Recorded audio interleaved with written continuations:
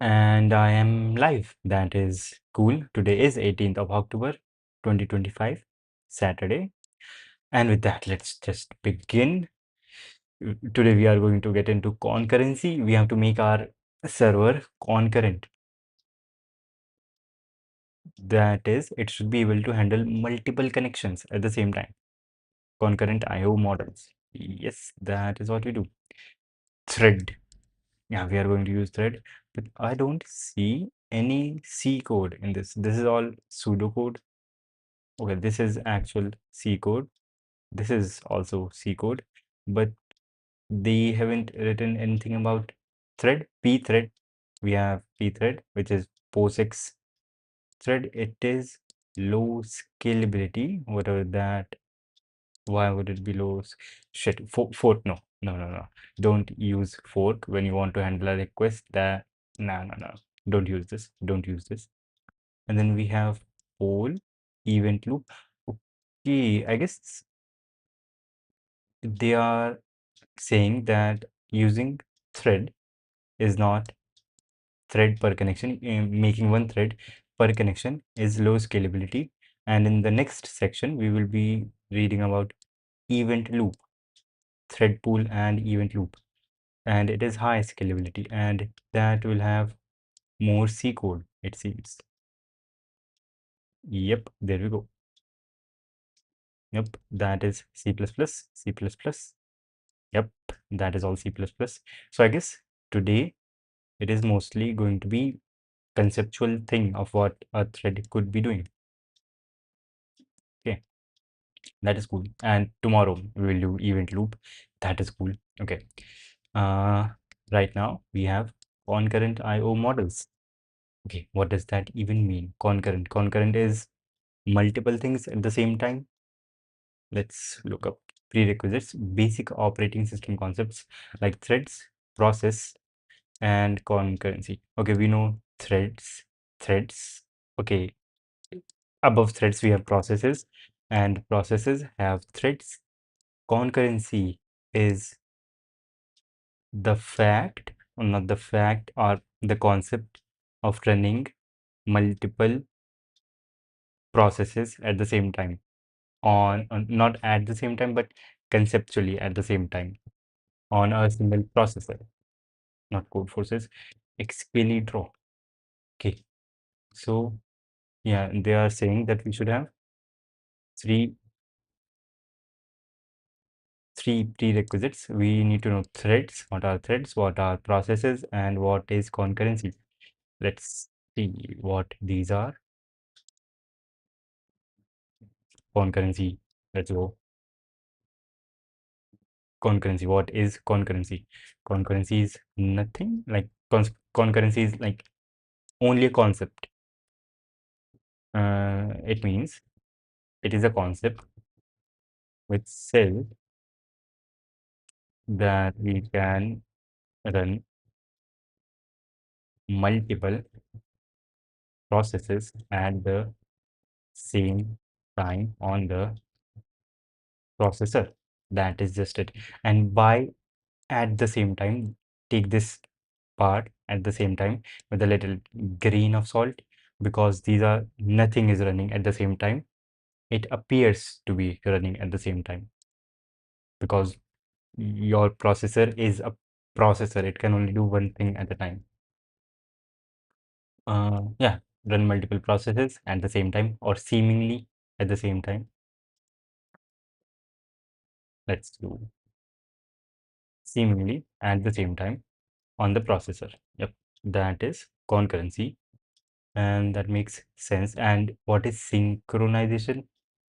On a related note, synchronization is when we are running multiple processes at the same time. How are we going to run those multiple processes at the same time? That is synchronization. So synchronization is more tangible, and this thing, concurrency, is more conceptual. And the next thing was processes and threads. Processes, and this is crazy. Okay, so each process has something called a PCB. And okay, what is a process? a process is a collection of a few things, right? A process needs some memory, right? Process needs some memory. It needs some instructions. Uh-huh. And what does the process has? It has file descriptors. Yes, that is the correct spelling, I think. Yeah. A process has memory, it has instructions, it has file descriptors, and what else does it have? Yeah, that is kind of it. Yep, that is kind of it. And all of the memories and variables, the variables and everything else is in the memory. Instructions are what the process is going to do, and file descriptors are things it uses for input output. And what and this is a conceptual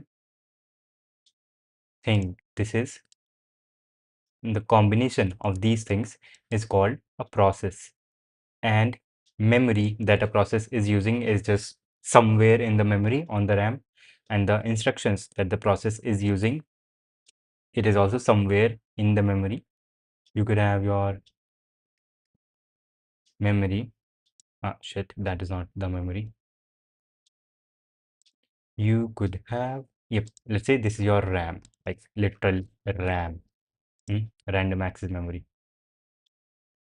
This is your RAM, and somewhere in the RAM, let's say you have a process, and let's call it process 1. Hmm, very unique name. Let's call this process 1, and this process needs to have some memory, some instructions, some file descriptors, and this is the RAM. Let's say the memory that the process 1 is using, it is here in the RAM at some place. RAM is storing the variables which the process 1 is using. It is somewhere in the RAM, we don't know where specifically, and at some place we have the instructions for this process. Yep, somewhere in the RAM, we don't know specifically where, but somewhere in the RAM. And we also have P1 file descriptors somewhere in the RAM, we don't know specifically where, but these things are like scattered all over the RAM. We don't know what where these things are, and a process is not what you might think, like variables side by side, with the instructions, with the file descriptors. No, processes are a collection. A process is a collection of all of these things, but the collection does not exist in the RAM. The collection, the way that we are grouping these things, it is conceptual. We don't, they are not grouped in the RAM. We don't, like, they are not side by side in the grouping sense. It is the PCB, process control block, which has pointers to all of these things. And using those pointers provided to us by the PCB, we know what the thing is and where the things which are associated with a specific process are in the memory. And process PCB also has the PID, the process ID, and yeah, that is what a PCB does. So the main point is that a process is not something in the RAM. A process is a conceptual group of things in the RAM, and that group is maintained, that illusion of a process is maintained by a PCB. And yep, that is it. A PCB is holding pointers to all of these things which we conceptually group, but they are not grouped actually on the RAM. They are conceptually grouped with each other, and the PCB is holding this whole structure, this whole conceptual structure and in place, and that is it. And now what are threads on that same node? And yes, each process has its own memory, instructions, and file descriptors, and a process can have multiple threads. A, a process can have multiple threads, like multiple thread 1, thread 2, something like that.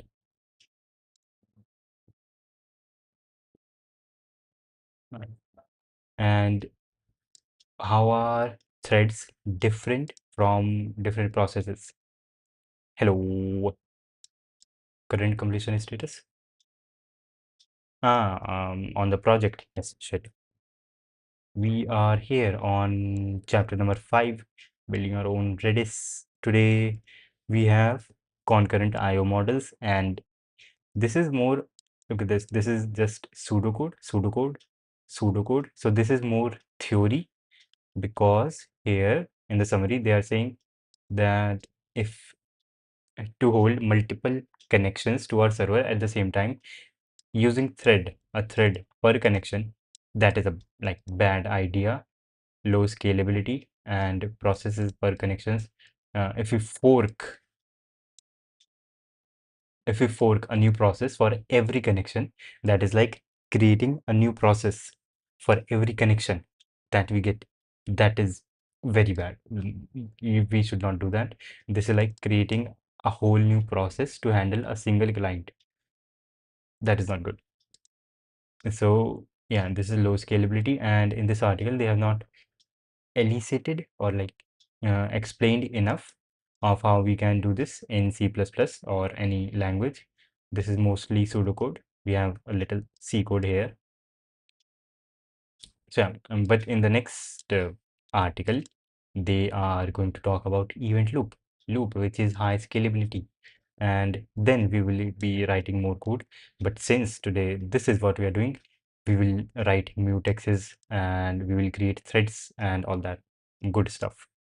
Hello, async IO be better than threading for these kinds of operations. Async IO, async IO in JavaScript. I guess that is what they mean, but async IO in, okay, I don't know how we would do async input output in C++, but in JavaScript, my understanding of async is that whatever the environment is which is running the JavaScript instance, the single thread of JavaScript tells that environment, do this function call on your own and tell me whenever you are ready, kind of like that. But C++ is a binary and there is no environment which is running it except like the operating system. But yeah, we will have to see what async IO means in context of C++. Hello from Spanish. Yep, that exactly. Yo, we are using event loop in this project. Yep, yep. Async is available in C++ too. What would it mean in C++? You can write your own library or you can use the ones which are already made. Wait, so would this be like a dynamically linked library which has its own thing going on, and our main thread calls up that dynamic link library and makes it do things? I also came to know async is in C++ now. Yep, that is crazy. ASIO is one. Okay, ASIO is one of the libraries. Okay, event, even in Rust we have async. Okay, so async seems to be a more general concept than I thought initially. That is crazy. And yes, process does not exist. Process is not a thing. Process is just something we have in our mind. Yep, processes don't exist.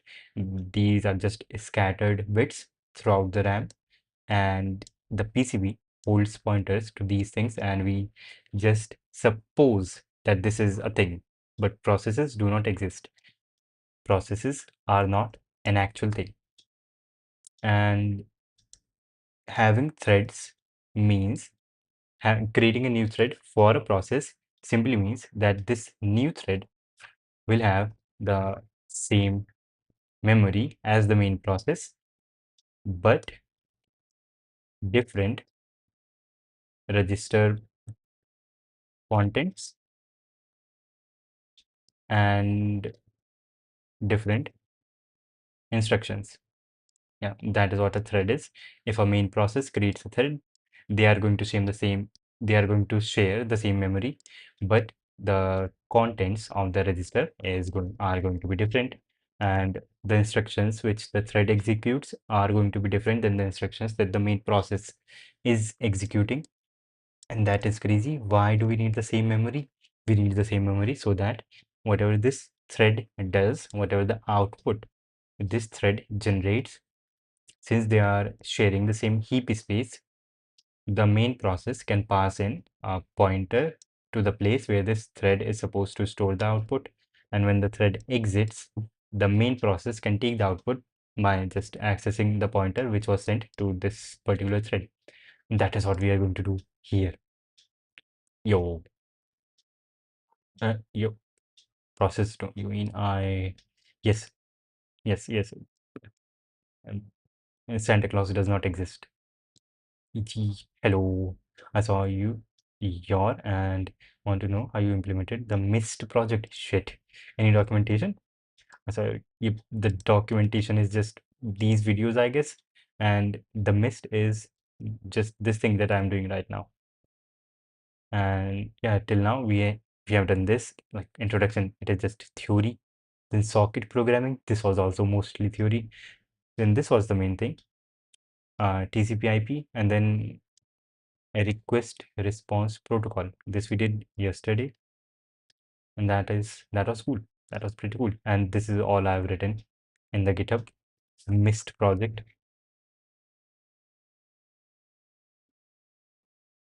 Yep, just these 4 files. That is it.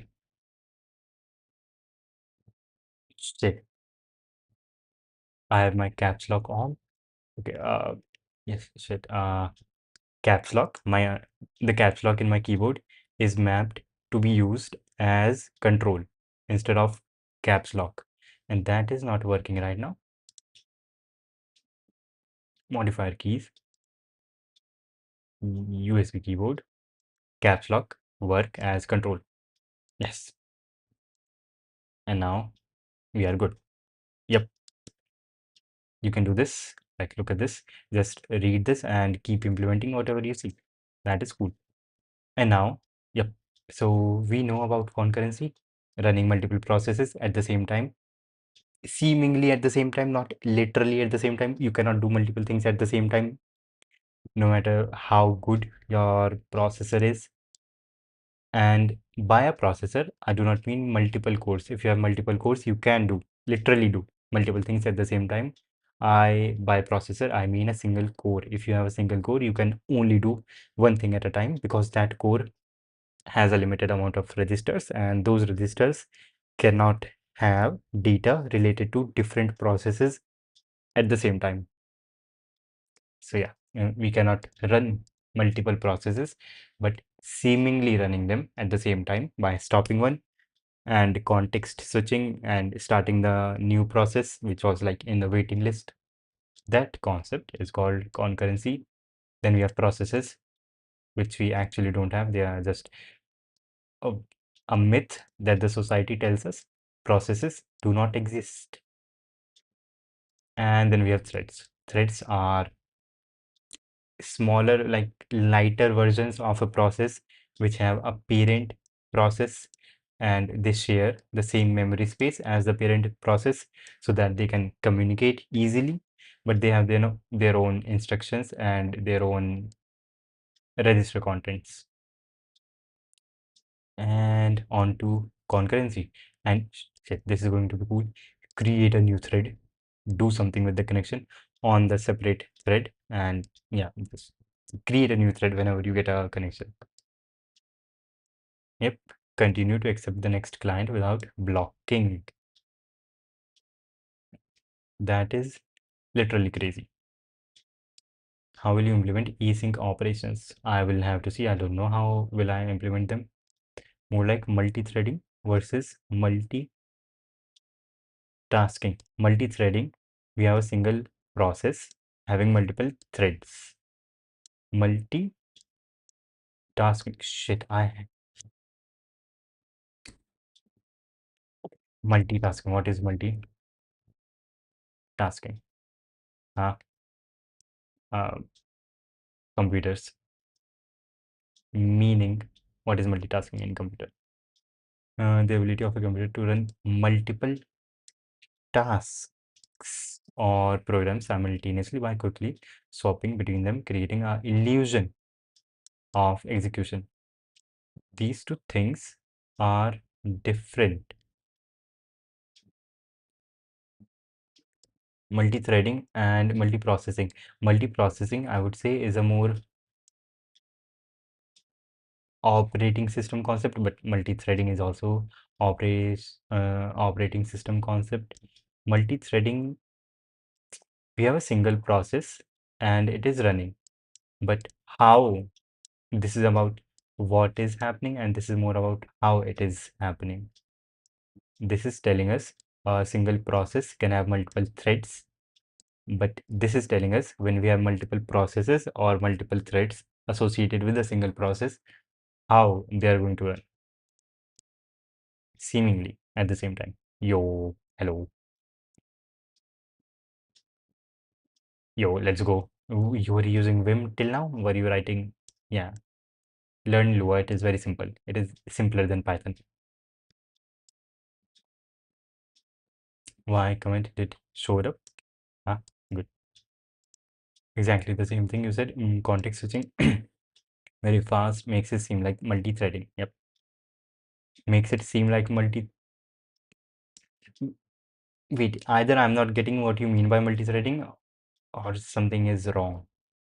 Multi-threading makes it seem like in multi-threading, the context switching is very simple.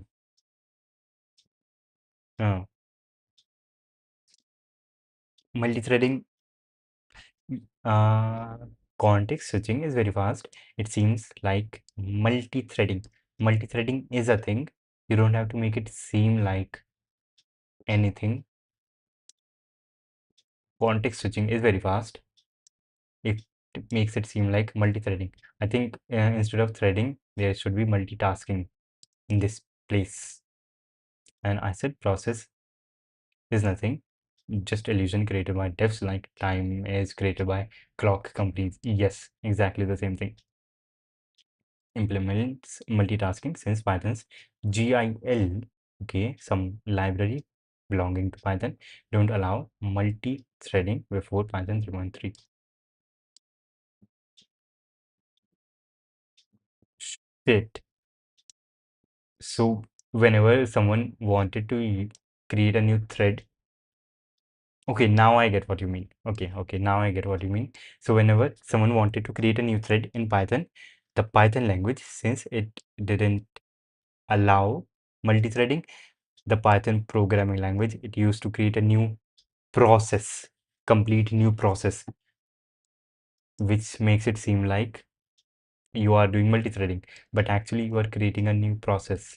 That is crazy. That is also very inefficient way of achieving multi-threading.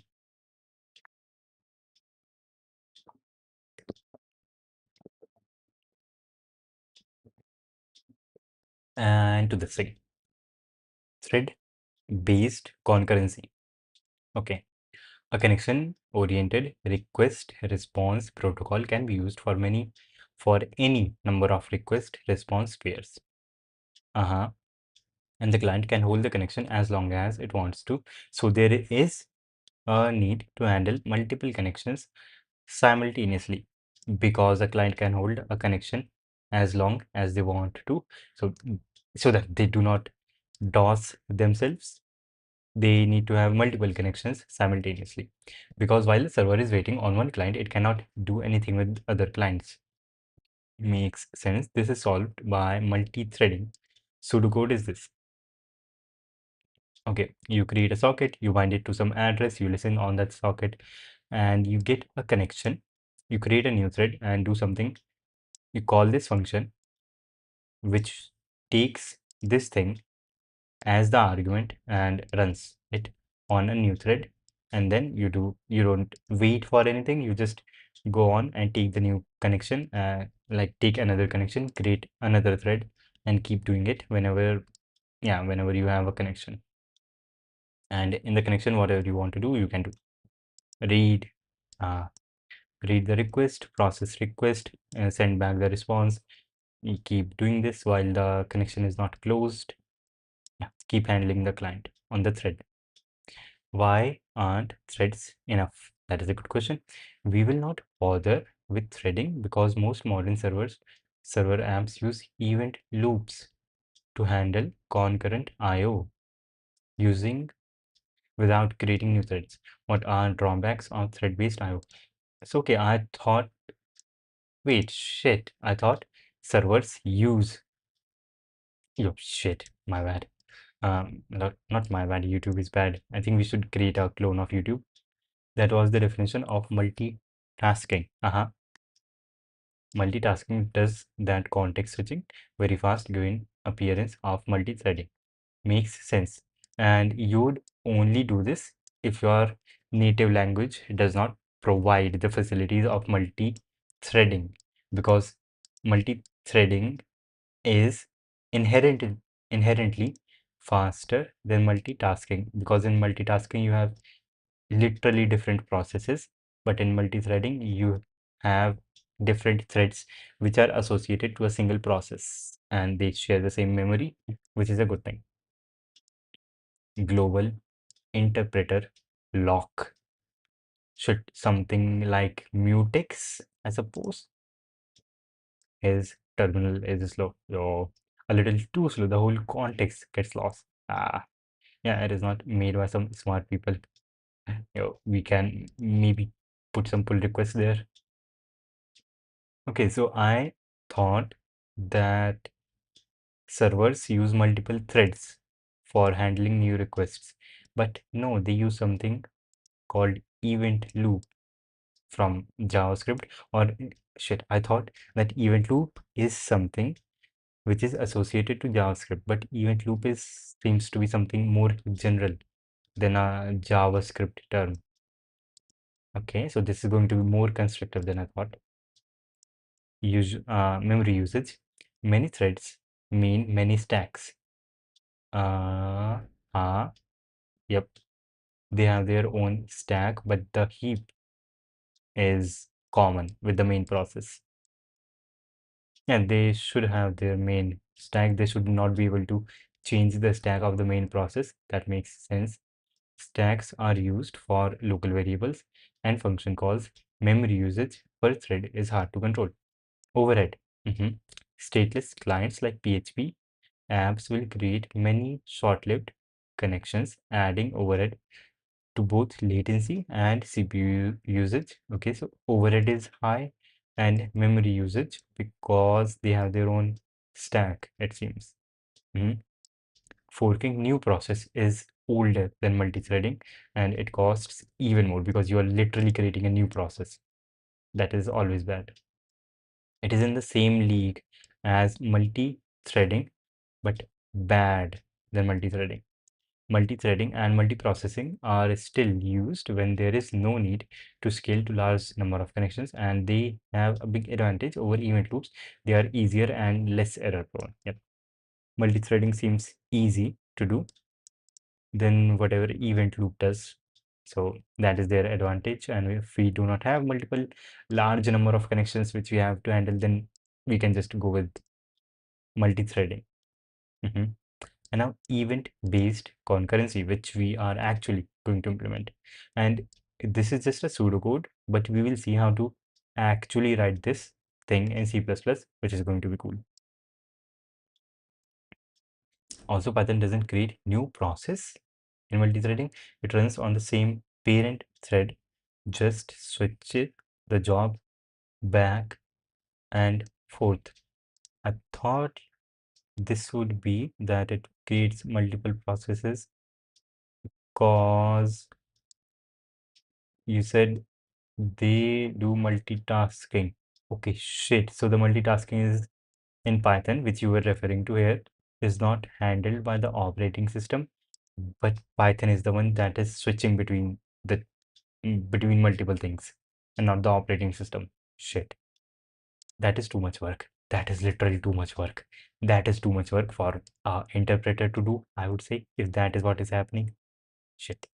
That design of language Python was done to save memory due to constraints of that time. Now it is obsolete though. Shit. Python does the job switching instead of the operating system. That is too much complexity for a language to handle.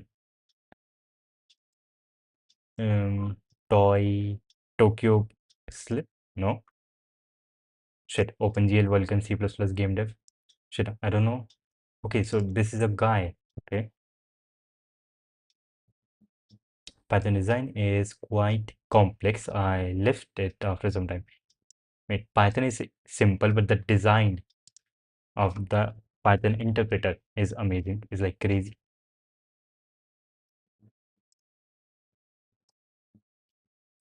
Who is this guy? Should I have subscribed to him? I know him. Shit, I have subscribed. He does things in Vulkan. That is crazy. Does he have some stories?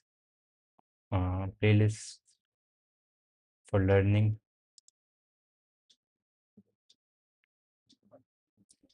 OpenGL hell. Shit, that is crazy. He does things in Vulkan, in pure, simple Vulkan. OpenGL was like low enough, but he does his stuff in Vulkan. Vulkan is like assembly language. And I was looking at something and like, yeah, it was on build your own X and Y. Mm. Codecrafters, build your own X and terminal. Yep. The very basics of a terminal emulator. And this guy says that we are going to write terminal in C, which makes sense. Wait, no, it was not this. It was not this. It was some other project. Shit, it was not this. Shit, yes, it was not this. It was some other project, and there was a guy who was writing something in Verilog.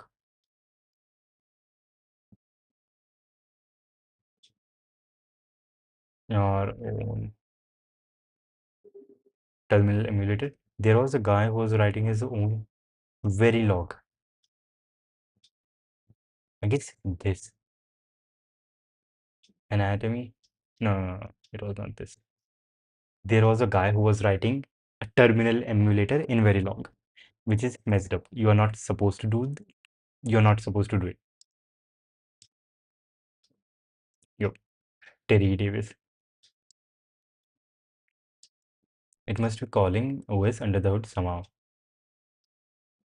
If it is calling OS, then it is not.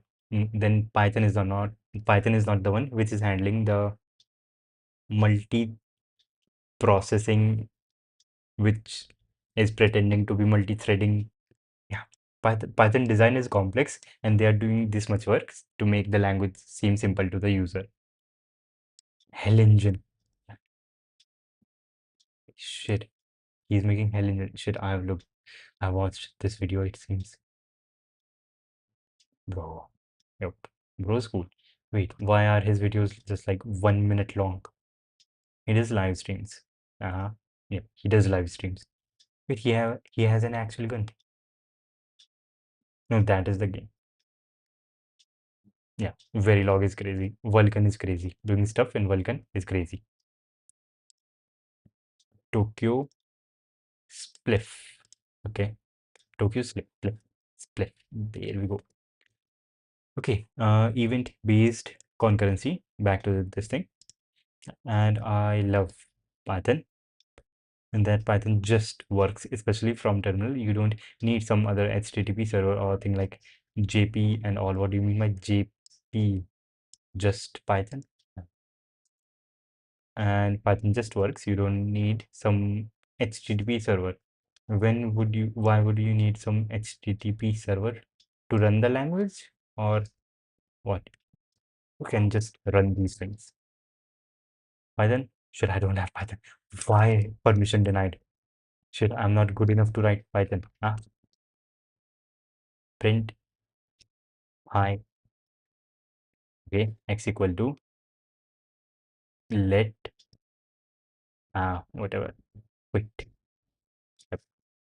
There is also this project on github.com, code crafters, of making your own Docker. Let's go. Making your own Docker in, wait, where is Docker? Docker in Python. Yeah, we don't have anything in C++. We do have C. Wait, shit, maybe this was the one.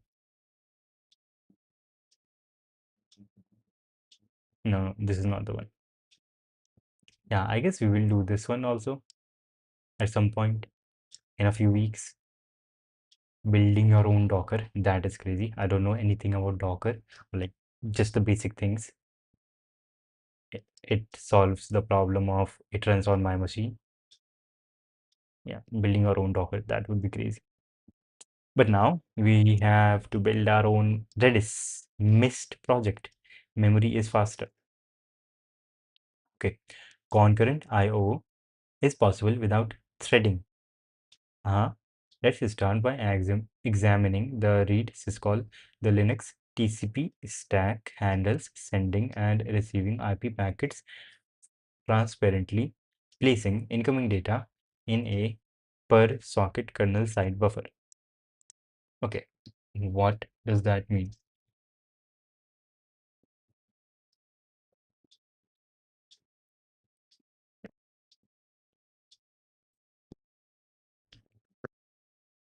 Let's start by examining the read syscall. Okay, what does the read syscall do?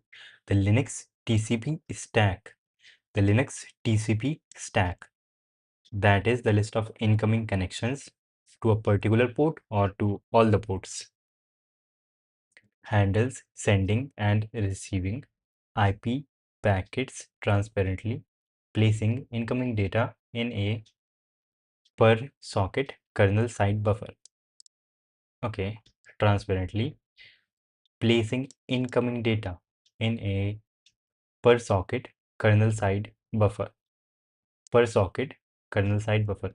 So my interpretation of this thing is that there are a lot of incoming requests to the server, and Linux, the kernel, maintains a stack of all of these incoming connections. It makes a connection for every socket that is listening for some connection, and whatever the incoming data is through that connection, the kernel creates a buffer and stores the incoming data on that buffer until the process does a read operation on that socket. I guess that makes sense. Read merely copies data from the kernel side buffer onto the program, and when the buffer is empty, read suspends the calling thread until more data is ready.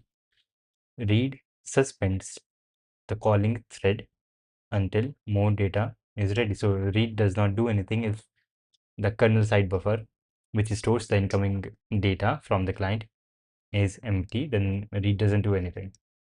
Okay. Similarly, write does not interact directly with the network. Yes, write writes some data on a buffer which is maintained by the kernel, or write tells the kernel to write some data on the buffer, and whenever the kernel wants to, the kernel will write that buffer onto the network and sending it towards the client or wherever they want to send it to. You merely put the data into a kernel side buffer for the TCP stack to consume, and when the buffer is full, write suspends the calling thread until there is room. So write will stop working when your buffer is full. It needs more storage to store new data onto that buffer. This makes sense. This makes sense. They are just communicating with the kernel using a file descriptor for a socket. And let's try something. JP, Japan. You can generate HTTP server from terminal in Python. That is crazy. And use it as a replacement for JP. Okay, I said, what is JP? You just wrote his JP. JP, just Python. What is it? And it can be Java Python.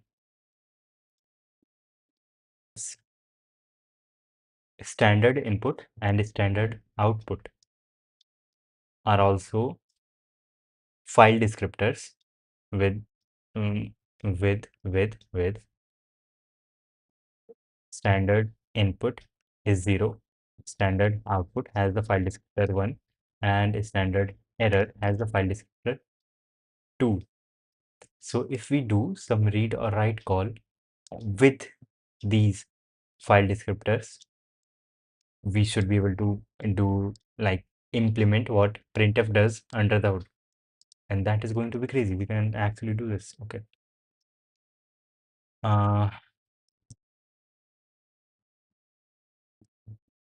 Tmux. Wait, why would I do this in Tmux? Permission denied.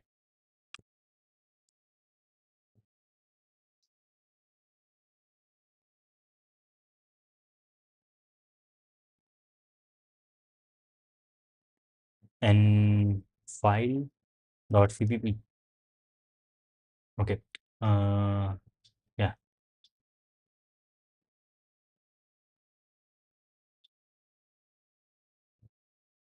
Int main, and we will read or write something onto the file descriptor 0. Okay.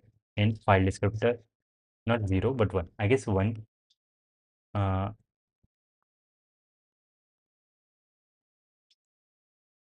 File descriptor for standard out. I guess it is 1. Yes, it is 1. And for input, it is 0. And for output, the file descriptor is 2. For error, the file descriptor is 2. Okay, now we will do some write call. Which library has the write function? unistd.h.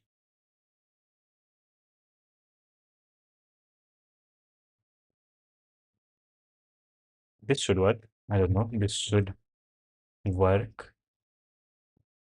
Right. And or we also need the string that we are going to write. So char data array equals hi there,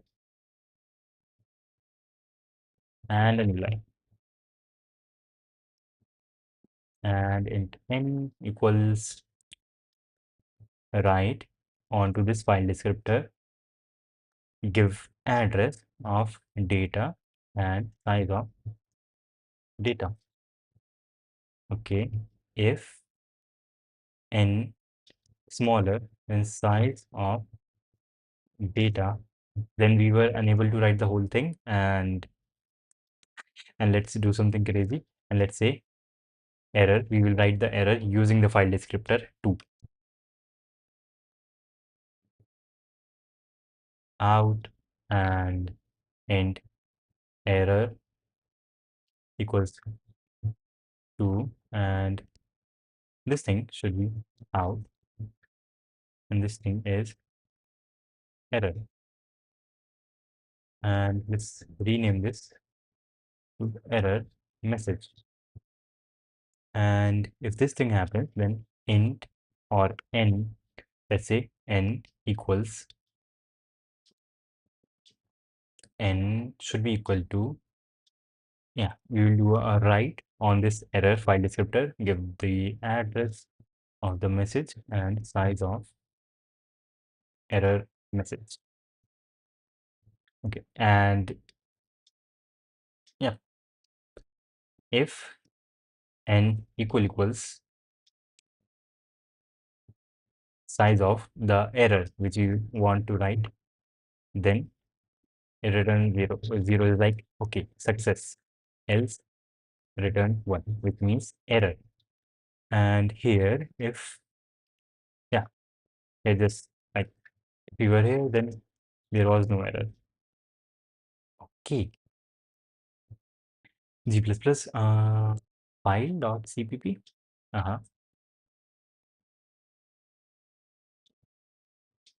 Hi there.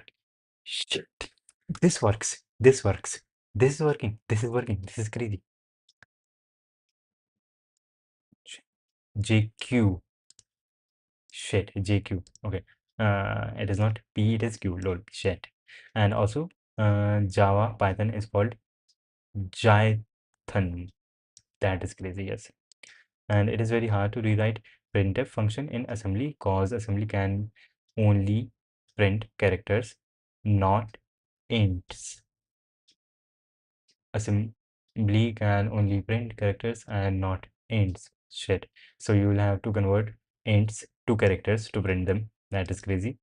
Open up the Linux syscall table. You can see the, yeah, it is working. Yep, this is working. This is working. That is crazy. Let's write some error. Shh, and file.cpp, and let's write this onto error. Wait, we can maybe make the syscall ints. We cannot write ints. That hmm, that makes sense. That makes sense because whenever we do want to write integers in printf, we can just say %d and format the string, and printf handles the conversion. But here we would have to do it manually. And write, read and write are syscalls.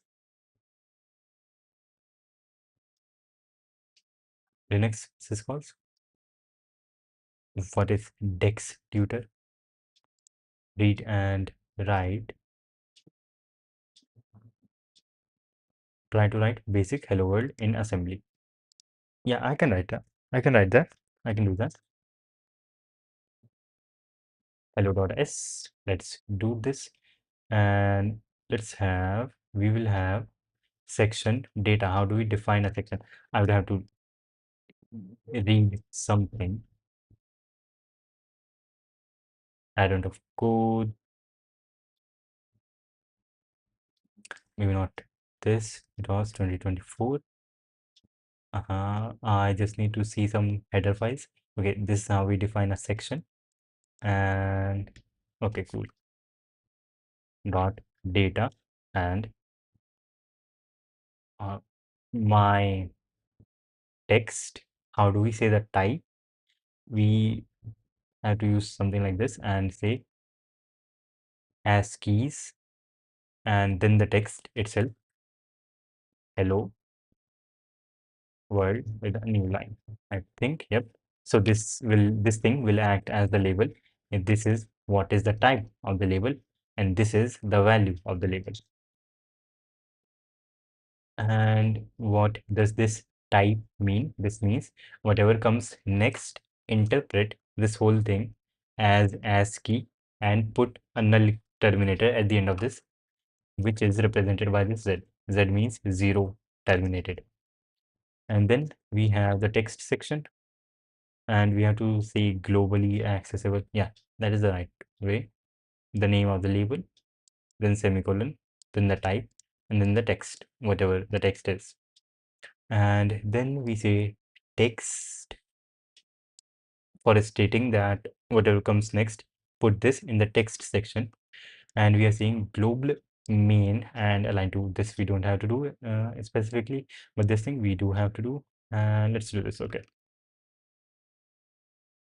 global main, which means the linker will be able to access our main function. That is just what it means. And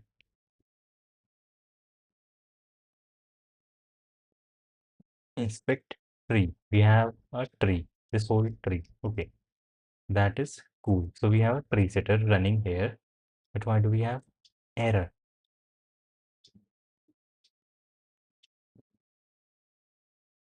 Okay, now,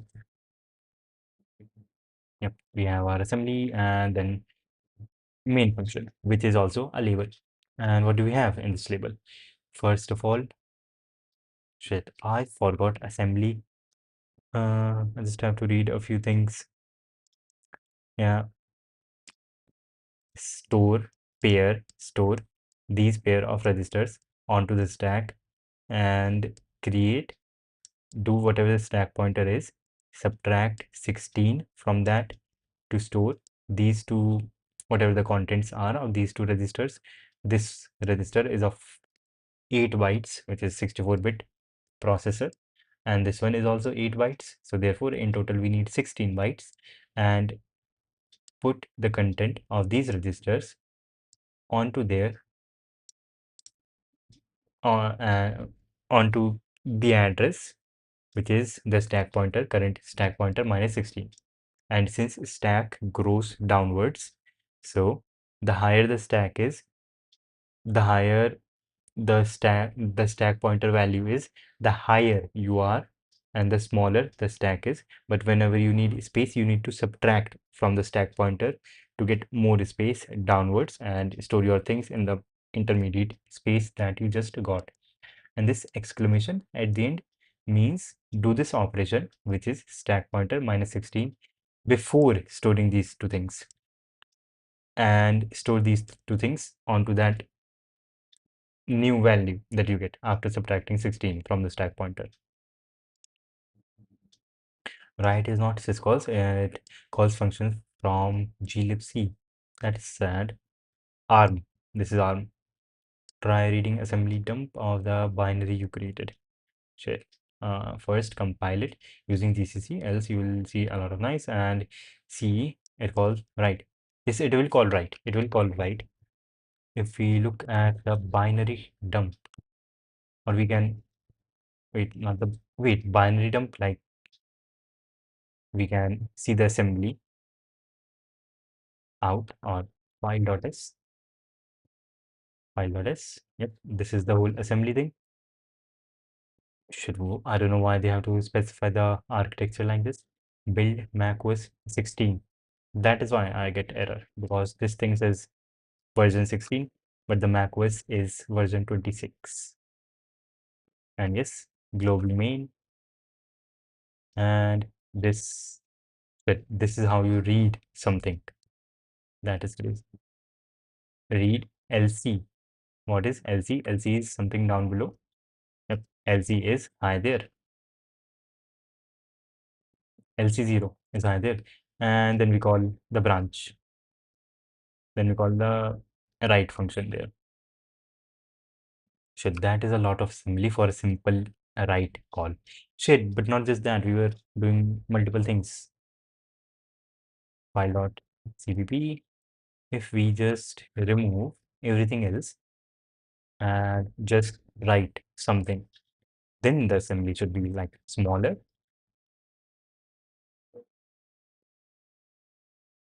File.s. Let's see. Yeah, this is just 91 pages, 91 lines. We can make this even more smaller, yes. If we use, I think, 0, 1 or 2 optimization, right? Commands for G++ optimization. O0, O1 till OG optimized for debugging.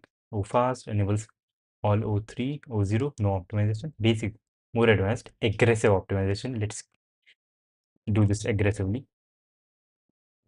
Capital O, 3. File.cpp, make assembly, file.s. Now this is 86 lines of code. Okay, we did aggressive optimization and we are down by 5 lines. Earlier it was 91. Okay, that is very aggressive. P2 align. We are using align twice. P2 align. That is nice.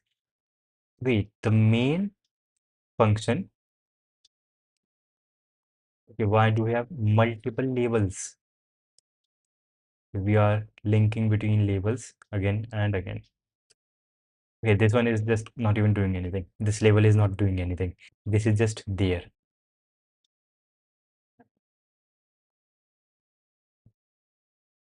And where are we exiting from the main function? Here, we return and go back. What we can do is this error, make this an error. And now if we compile our file.s and run, we will get a error.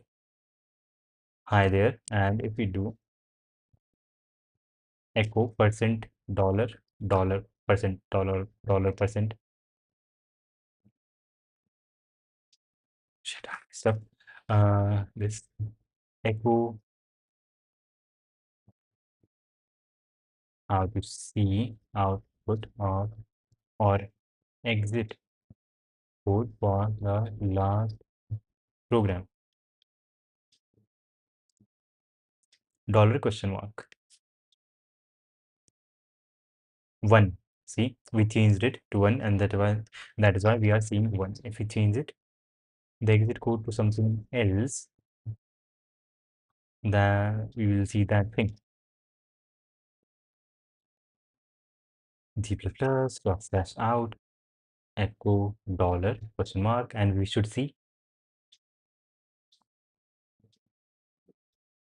5. But why are we not seeing I completely? Why is there a E?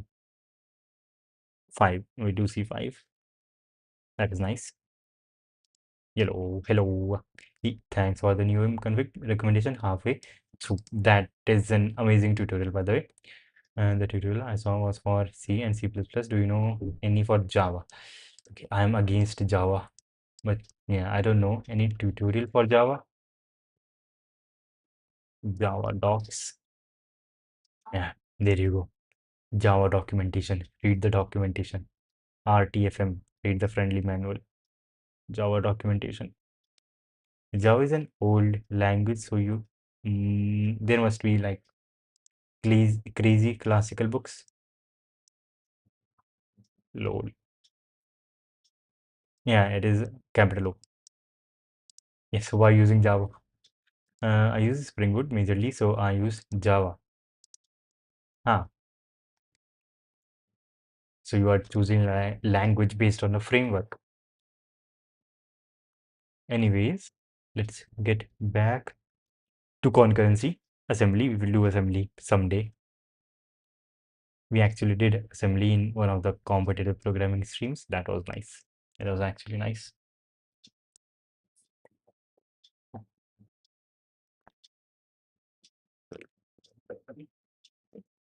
Concurrent IO is possible. Is so what is the fact? What did we establish by this? The thing that we established by this is that input output themselves are sockets, and this is the genius, I would say, of the Unix operating system. Were file descriptors created by Unix? If they were, then that yes, they were. Yes, file descriptors were a fundamental concept introduced and utilized in the Unix operating system. Originated they originated in Unix and became a core part of its design for maintaining input-output operations.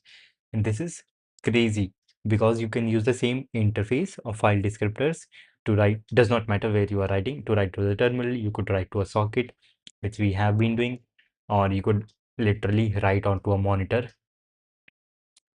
I think monitor should also be a file descriptor. Yes, you can use a file descriptor for anything.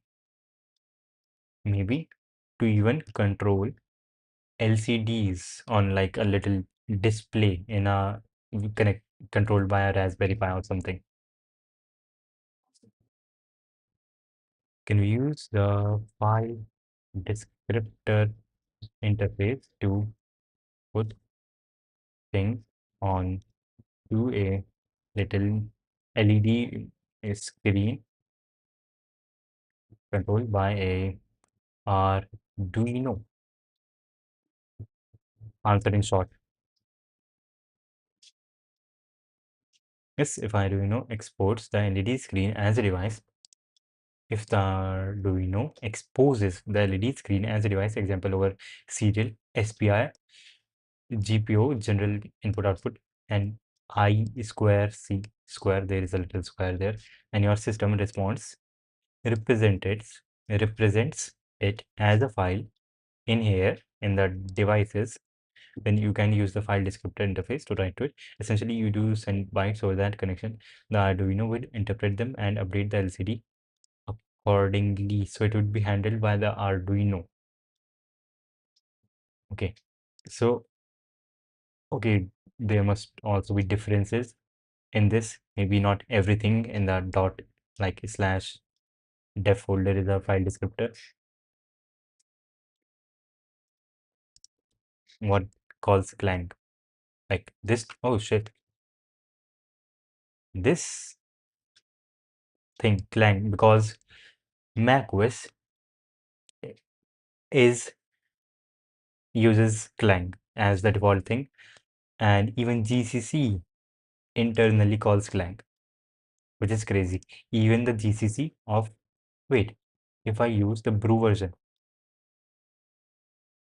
this GCC 15 is the version of GCC I manually installed using brew, and if I use this, even that is internally calling clang. So yeah, I mean like yeah, we are locked. Hello, welcome got recommended on my homepage. Curious on what is going on here. Currently, we are getting into what is concurrency, and that threads are not the way to go when you want to handle multiple connections in a server, because we saw that memory usage is quite a lot, because each thread is going to get its own stack. That is bad memory usage, and the overhead which takes place for switching between threads is not very good. And they are saying that we could be spared from these backfalls if we use something called event-based concurrency. Whatever it is, like I don't know what it is. We are going to read it. And yeah, but there are also drawbacks with this, because this is more complex to implement. And this one, the thread-based concurrency, is simpler to implement and is actually pretty good to implement if you do not have a lot of connections. I can just hope that we would get a lot of connections if we do make something. Yeah. So, and yes, one more thing that is a crazy thing which we just saw is not die is input, like standard input output are also file descriptors. Standard output is represented by the number 1, and standard error is represented by 0, and int in is represented by 0.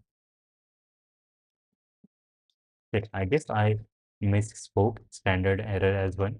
Standard error is represented by the file descriptor 2. Now let's try to read something. Okay, this is going to be crazy. We can try to read something of this file descriptor 0. So int n, first of all, we have to create a buffer where we are going to read.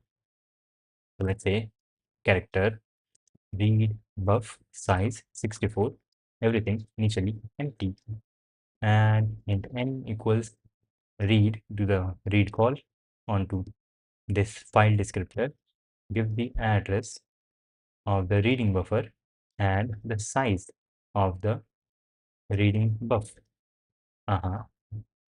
And okay, now we have read the thing. We want to print the thing. Okay, now we want to print the thing. But how much have we read? We don't know. The amount of things that we have read is n. So if n, then we will write. N would be if n greater than 0. That means we did read something, and if we have read something, it should be in this read buffer. Whatever we read, we will just output it using the right function call libgc on the out file descriptor, giving the address of read buffer, and the size is not going to be this. Size is going to be n plus 1. And why is size n plus 1? N is the data, the size of the data which we read, and plus 1 because everything in this buffer initially equals 0. Yeah, maybe what we can do is also read buffer n equals backslash new line. Yep, that should be nice. That should be nice. For example, if our after reading our read buff is like hello, right? These 1, 2, 3, 4, 5 characters are the ones that we read. Then at index 5, which is this place here, this place which is currently empty, we are putting new line here in this command, and then we are printing 6 characters, original 5 characters plus one new line. So that is cool. That is cool. And then yeah, that is it. Let's do this. File.cpp out run. Okay, it is waiting. Hello there. Hello there. And okay, I messed up here. And you can like clearly spot the mistake. We have 2 new lines, one new line here at the end and one new line here, which we manually added. So when we did enter, that enter was also read by our read statement. So we don't actually have to do this because what we read, it is going to be like read buffer is going to be like hello and new line, which we like press when we press enter at the end of our prompt, that enter will also be read. So this is cool. This is cool. We don't have to manually add a new line. So yeah, that is cool. And g plus file.cpp out dot slash out. Hello there. Hello there. Cool. Cool. We can do IO on our own. We don't have to do anything. That's quite a scam. Read does not trim. It seems like. Is it null terminated though? Nope, it is not null terminated.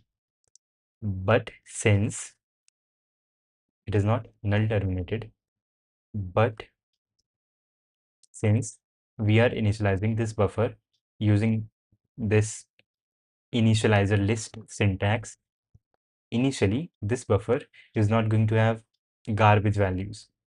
Every value in this buffer is going to be like this 0, 0, 0, 0, 0, 0. Just characters having value 0. So even if you do pass this whole thing into a printf to print this whole thing, let's say you do this becomes high, even let's say you even have a new line, and since initially everything was 0, this string would act as null terminated because this the printf would see this 0 and suppose that this is the end of the string, and that is cool. So yeah, there is no problem. We can just pass this onto a printf. Let's actually pass this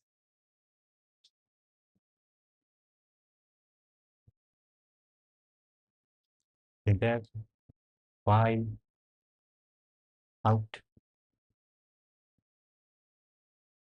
Hello there, no problem. But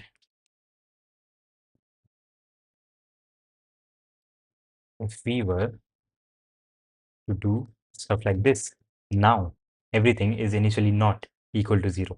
Everything initially is some garbage value, and now we might see some problem. I don't know what the problem would be, but we might see some problems.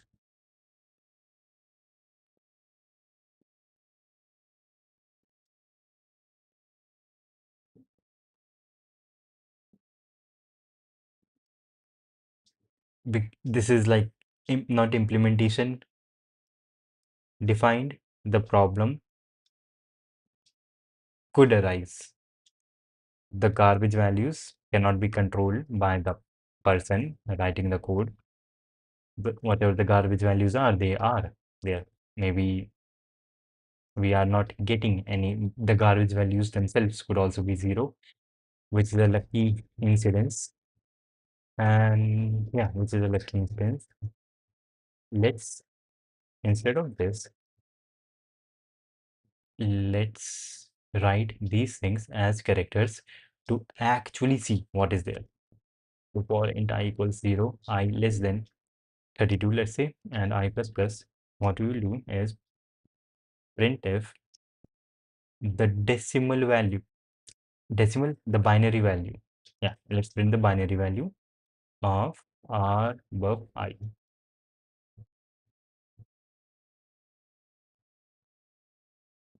and like also comma, and then put char 10. 10 is like new line. Let's see file.cpp slash out, run, hi. Shall we literally see B? That is crazy. File.cpp,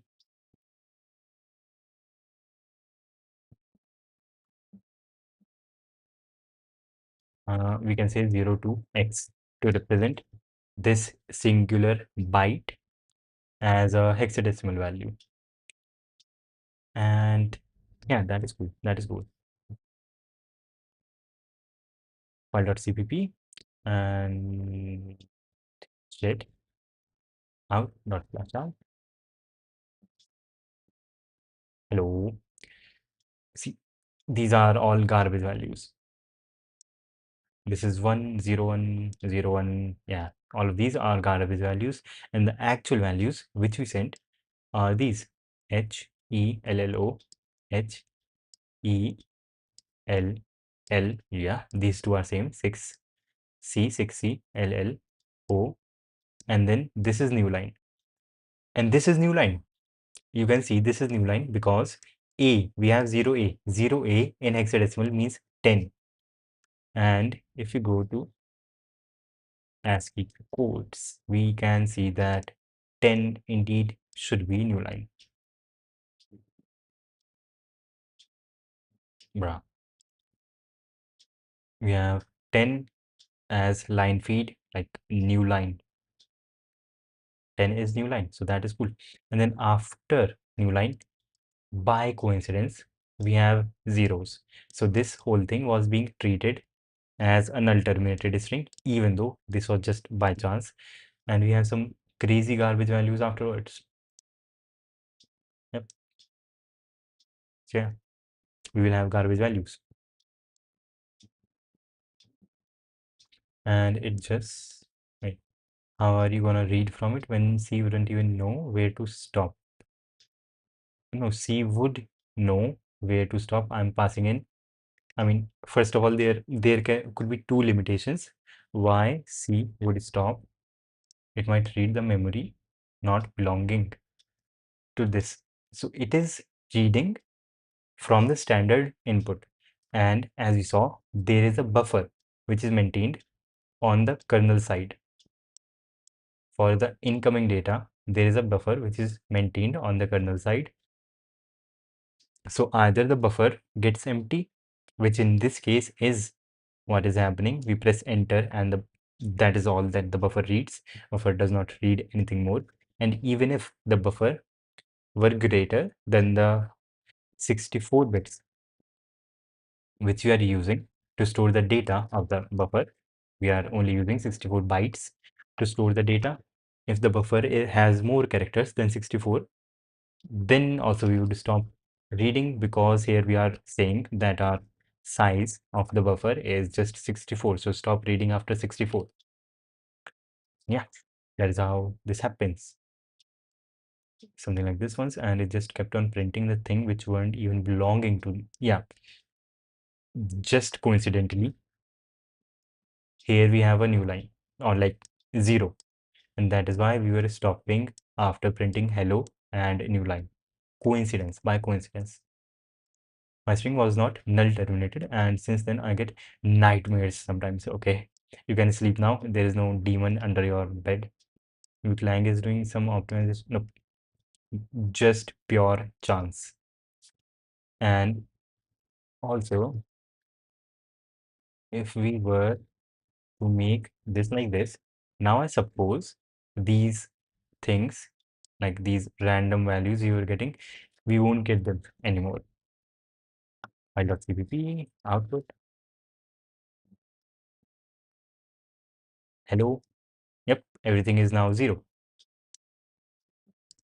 That is just crazy. Here we were getting these random values 0, 1, 0, 1, 6, whatever. And now everything is 0 after the new line character, which is 0, 8. This is because here we are not just declaring this character buffer, we are initializing it to its natural or like by default value, which is 0 for a character. And that is cool. Let's try some more till we get some error.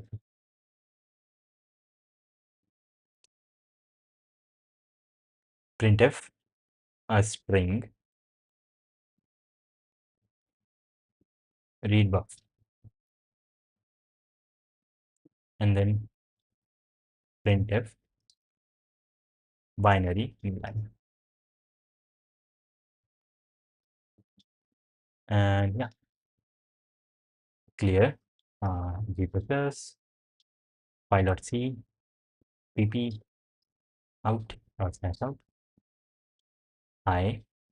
Okay, by wait, by coincidence these things are equal to 0. Yeah, this thing was 30 also in the last thing. What is the ASCII code of 30? Is it some character? 30 just means 16 into 3, which is 48. So what value equals 48,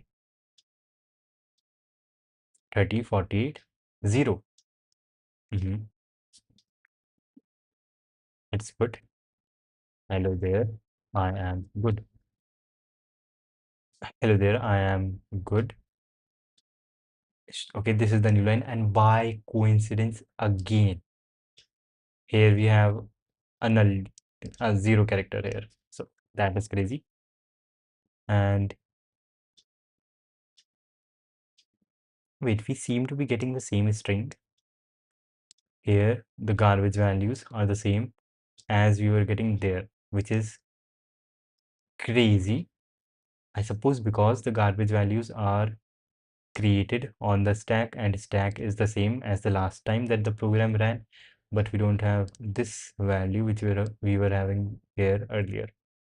We do have the same things, still 40, but after that the values are different. And this is not one hexadecimal value, this is too much, this is too big. Let's put some 1, 2, 3, 4, 5, 6, 7, 8, 8 characters. We can say A, B, C, D, E, F, G, H. And now we do see some error. So yeah, this is what we entered, and this is what printf outputted. Printf outputted these 8 characters, then a new line, and after the new line, printf outputted this thing, whatever it is supposed to be, like this character, then this character, these characters, these 4 extra characters, till printf did this thing, 0, 0, and then printf stopped. So yeah, error does happen there, which is crazy. Yeah. Until now, we were only getting spared by printf because by coincidence, the next character after new line was 0. Now it is not 0, it is something. And here we only have 2 characters because most of these don't have a representation which printf could represent. So yeah, we don't have anything for them. But here we have 5. I guess 5 and 2 don't have anything going for them. Yeah, start of text, 2 is start of text, and 5 is inquiry. How would you represent inquiry? And then you stop. Yeah, that is nice. That is nice. And back to concurrency. Okay, so similarly, write also has a buffer to which the kernel writes to. and whenever the kernel wants, the kernel will send whatever the buffer contains onto the network to the target connection, to the target client, or we could be writing from the server, from the client side itself. So yeah, to the other peer which is connected through the socket. Then the need for multi-threading comes from the need to wait for each socket to become ready to read or write. If there is a way to wait for multiple sockets at once and then read write whichever ones are ready, only a single thread is needed, right? Okay, why do we need multi-threading? My hypothesis is that we need multi-threading because when we have a client, when our main thread is handling, when our main thread is handling one client, there could be a bunch of clients like C1, C2, multiple clients in the connection queue. That is what we are going to call this queue, connection queue. We have client number 3, blah blah blah, multiple clients. Our main thread picks up the top client, brings it out of this queue, and now C1 is being handled. And while this is being handled, these remaining clients are just waiting. So if we had multi-threading, then our main thread could just take off this top client, whatever it is, make a new thread and tell the new thread to handle C1, and then our main thread would go on to the next client C2, while this newly created thread is still handling this C1, the top client. Our main thread is already moved on to the new client, and our main thread will now again make a new thread to handle the new top client, which is C2, and it will just keep doing this, and we will have new clients coming into the queue. And this process of adding new clients onto the queue, or at the end of the queue, pushing onto the queue, is done by the kernel, and taking things off the client is done by the main thread, the program that we are writing. And how does the program take off a client from the queue? We do the accept call on some socket. Then we take the client, we handle it, and now we need multi-threading because we do not want the clients to wait. The need for multi-threading comes from the need to wait for each socket to become ready to write, to read and write. If there is a way to wait for multiple sockets at once, what does that mean?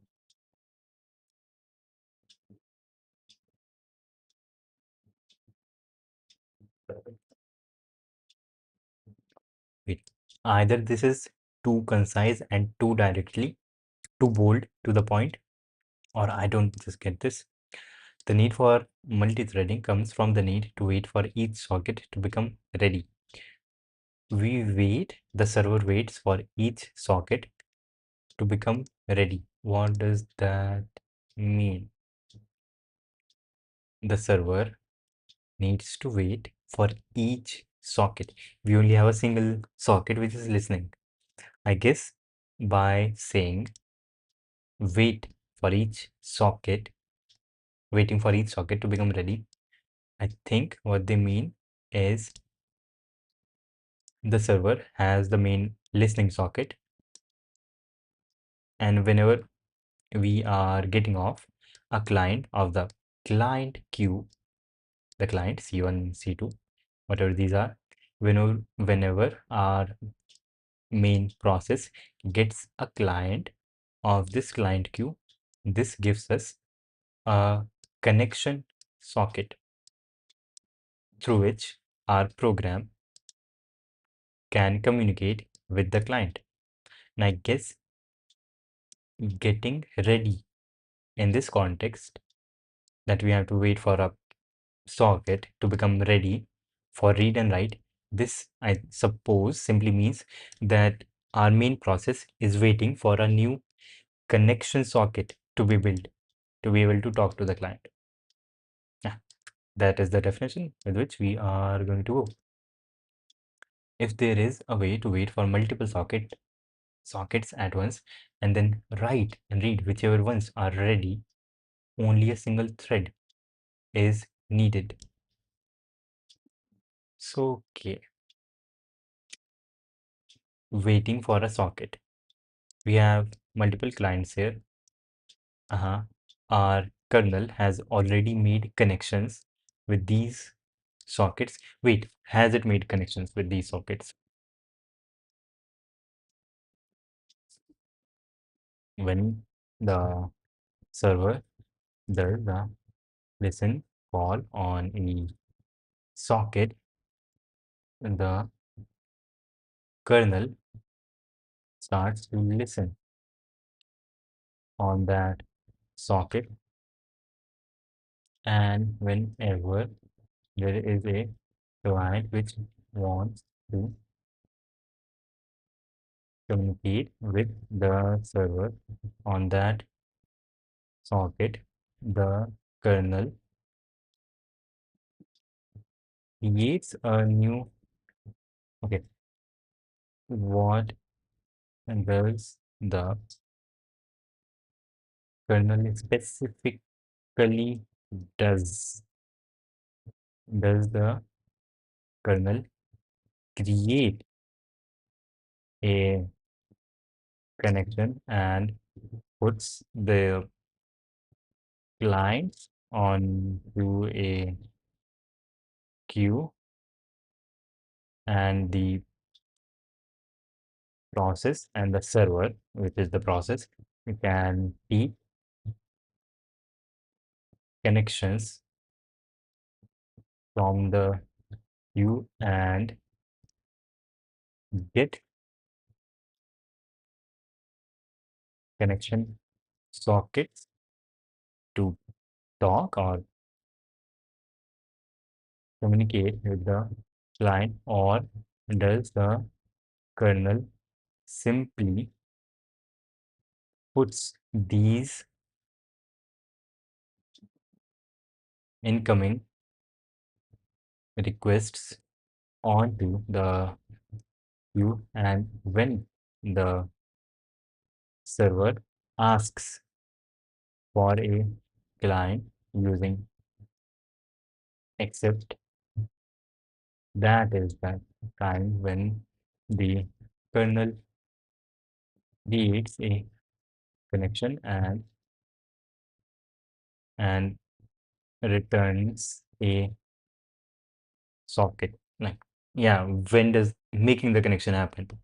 When we do the listen thing and a new client wants to connect, or when we do the accept call and whatever the top client is, whoever the top client is on the stack, we that is the time when the kernel makes a connection.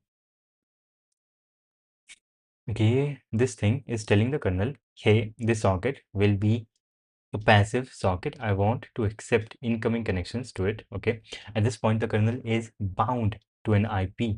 The socket is bound to an IP address and port you have already called using bind before the listen call. The kernel transitions it to a listening state. The kernel allocates two queues associated with this listening socket. Okay, we have two queues, which is crazy. Incoming connection queue, SYN, SYN queue, SYN queue holds connections that are in progress after receiving SYN but before accepting TCP three-way handshake. Okay, this is something internal to TCP. Each entry here corresponds to a client that sent a synchronization TCP handshake question mark. Yep. We have it involves the client sending a SYN packet which is defined in some way, SYN packet. Then the also server sends a SYN packet, SYN and ACK acknowledge packet, and the client responds with the acknowledge packet, SYN ACK, SYN sent by the client. Okay, so we have the client and the server in TCP. This is TCP. The client sends to the server SYN package, whatever it is. The server responds by SYN acknowledge packet ACK, and the client then responds with acknowledge packet. That makes sense. And this is the three-way handshake in TCP. P, three-way handshake, TWH. 1, 2, 3. Yep, that is nice. Three-way handshake. We have it right here. Okay, that is what happens. That is nice. That is nice. That is nice. Okay, so we have two queues. In one queue, we have all the connections which have sent in a sync packet, and the server or the kernel has responded with SYN ACK package. Each entry here corresponds to a client that sent a SYN package but hasn't finished the handshake. And the other queue, which is the accepted queue, holds a connection where the three-way handshake is complete. Each of these is ready for your server to accept. Okay, so when we call the accept, we get things from this queue. I suppose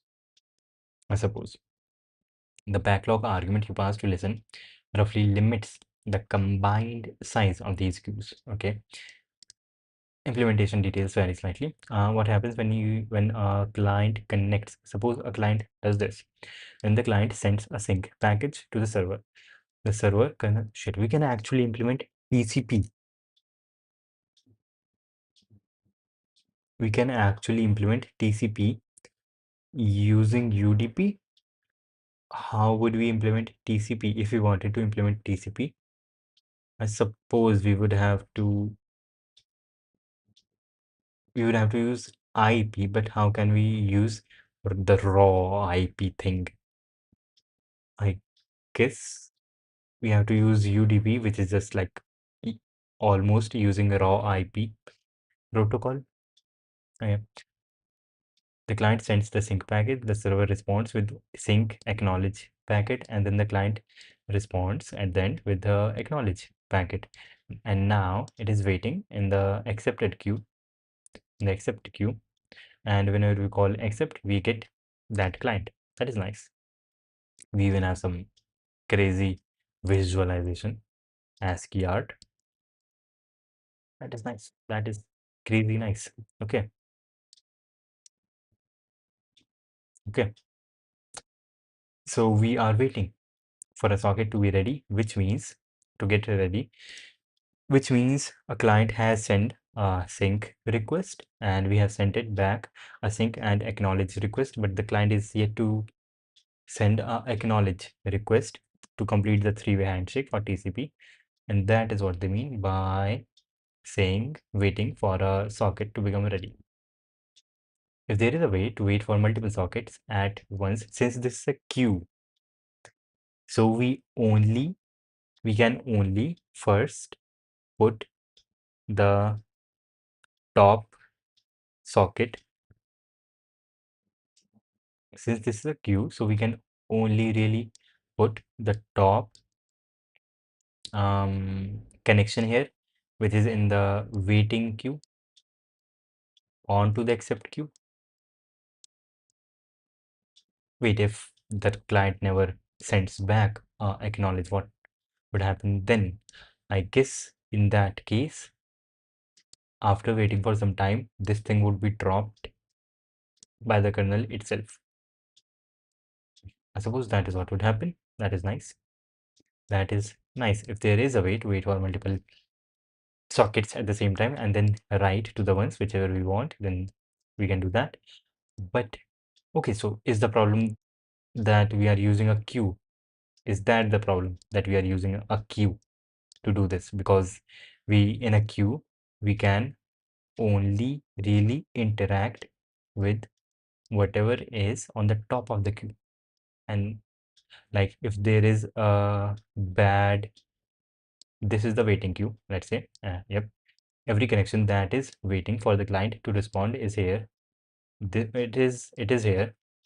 And let's say the top client C1 is not really responding. They just send a synchronization request, and the server responded back with the synchronization and acknowledge request. And now C1, let's say the person who was using the C1 computer to send the sync request, the person dies somehow between sending a HTTP request or TCP request to the server, and let's say all the way at like in the middle way we have some client CB, client better, and this guy does correspond with the acknowledge thing now, like, but this acknowledge, this client cannot be put on to the accept queue just yet, because there is this ton of things above it and we cannot directly interact with this one because this is a queue. So I guess if this is what is happening, if this is the problem, then the whole problem is because we are using a queue, the data structure. The problem is the data structure, which is a queue, which seems to be bad. Okay, this involves 3 operating system machines. Okay, while running, want to read socket file descriptors. These are This is the list of socket file descriptors which we want to write to, and can write equal to wait for readiness, whichever is ready, write and read to them, write read, whichever is ready. Keep doing this. So here we are just taking the sockets which are ready to read from them here, and whichever is ready to write, we are writing on that. Okay. This involves 3 operating system mechanisms. Readiness notification. Wait for the multiple sockets written when one or more are ready.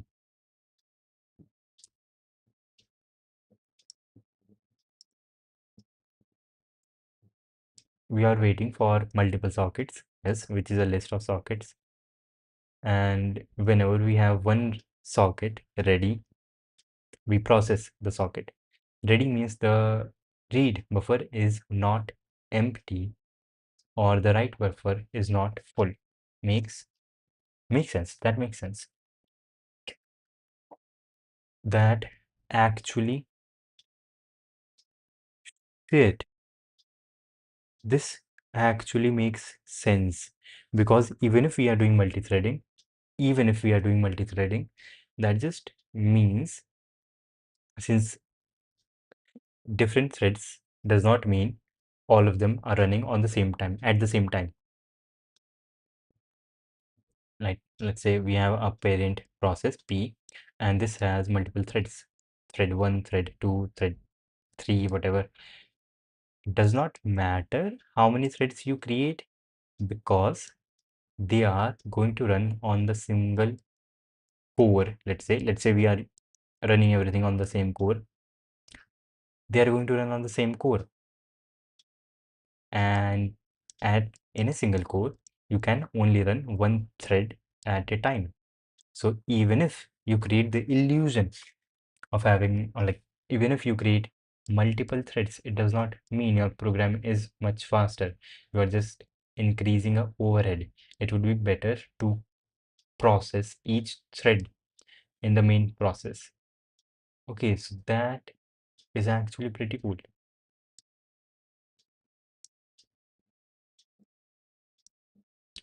That is actually pretty cool. And the limiting factor, which is making what we want to reduce, is the idle time that the process is sitting for. And the process sits whenever, yeah, the process sits idle whenever it is, let's say, doing a read call. Let's say our process is doing a read call, and the read buffer, which is maintained by the kernel, the read buffer is right now empty. If it is empty, we cannot actually read anything, and the process is just waiting for something to come on to the read buffer. Therefore, the socket is not ready to read things from it. So instead of trying to read from a socket which does not have anything to read, we should try to read from a socket which does have something in its read buffer. And that is the thing which is being promoted here.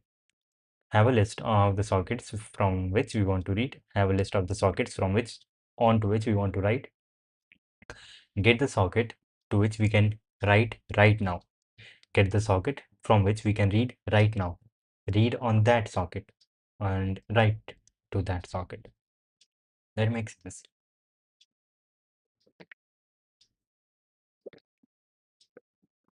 That actually makes sense.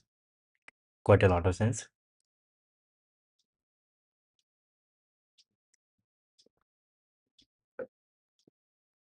And readiness notification. So we are here using three things from the operating system. Should we have only done this much? Yeah, we were like yapology, indulging ourselves. Readiness notification. Waiting for multiple sockets and getting the one which is ready. And by ready, in terms for a read buffer, we mean it is not empty, there is something to read. And for a write buffer, we mean it is not full, we can write something to it. Non-blocking read, assuming the read buffer is not empty, consume from it. That is what we mean by being ready. Non-blocking write, assuming the buffer, the write buffer is not full, we can write it. Which just means that the buffer is ready. This is called an event loop. Each loop iteration waits for any readiness event, then reacts to events without blocking so that all sockets are processed without delay. That makes sense.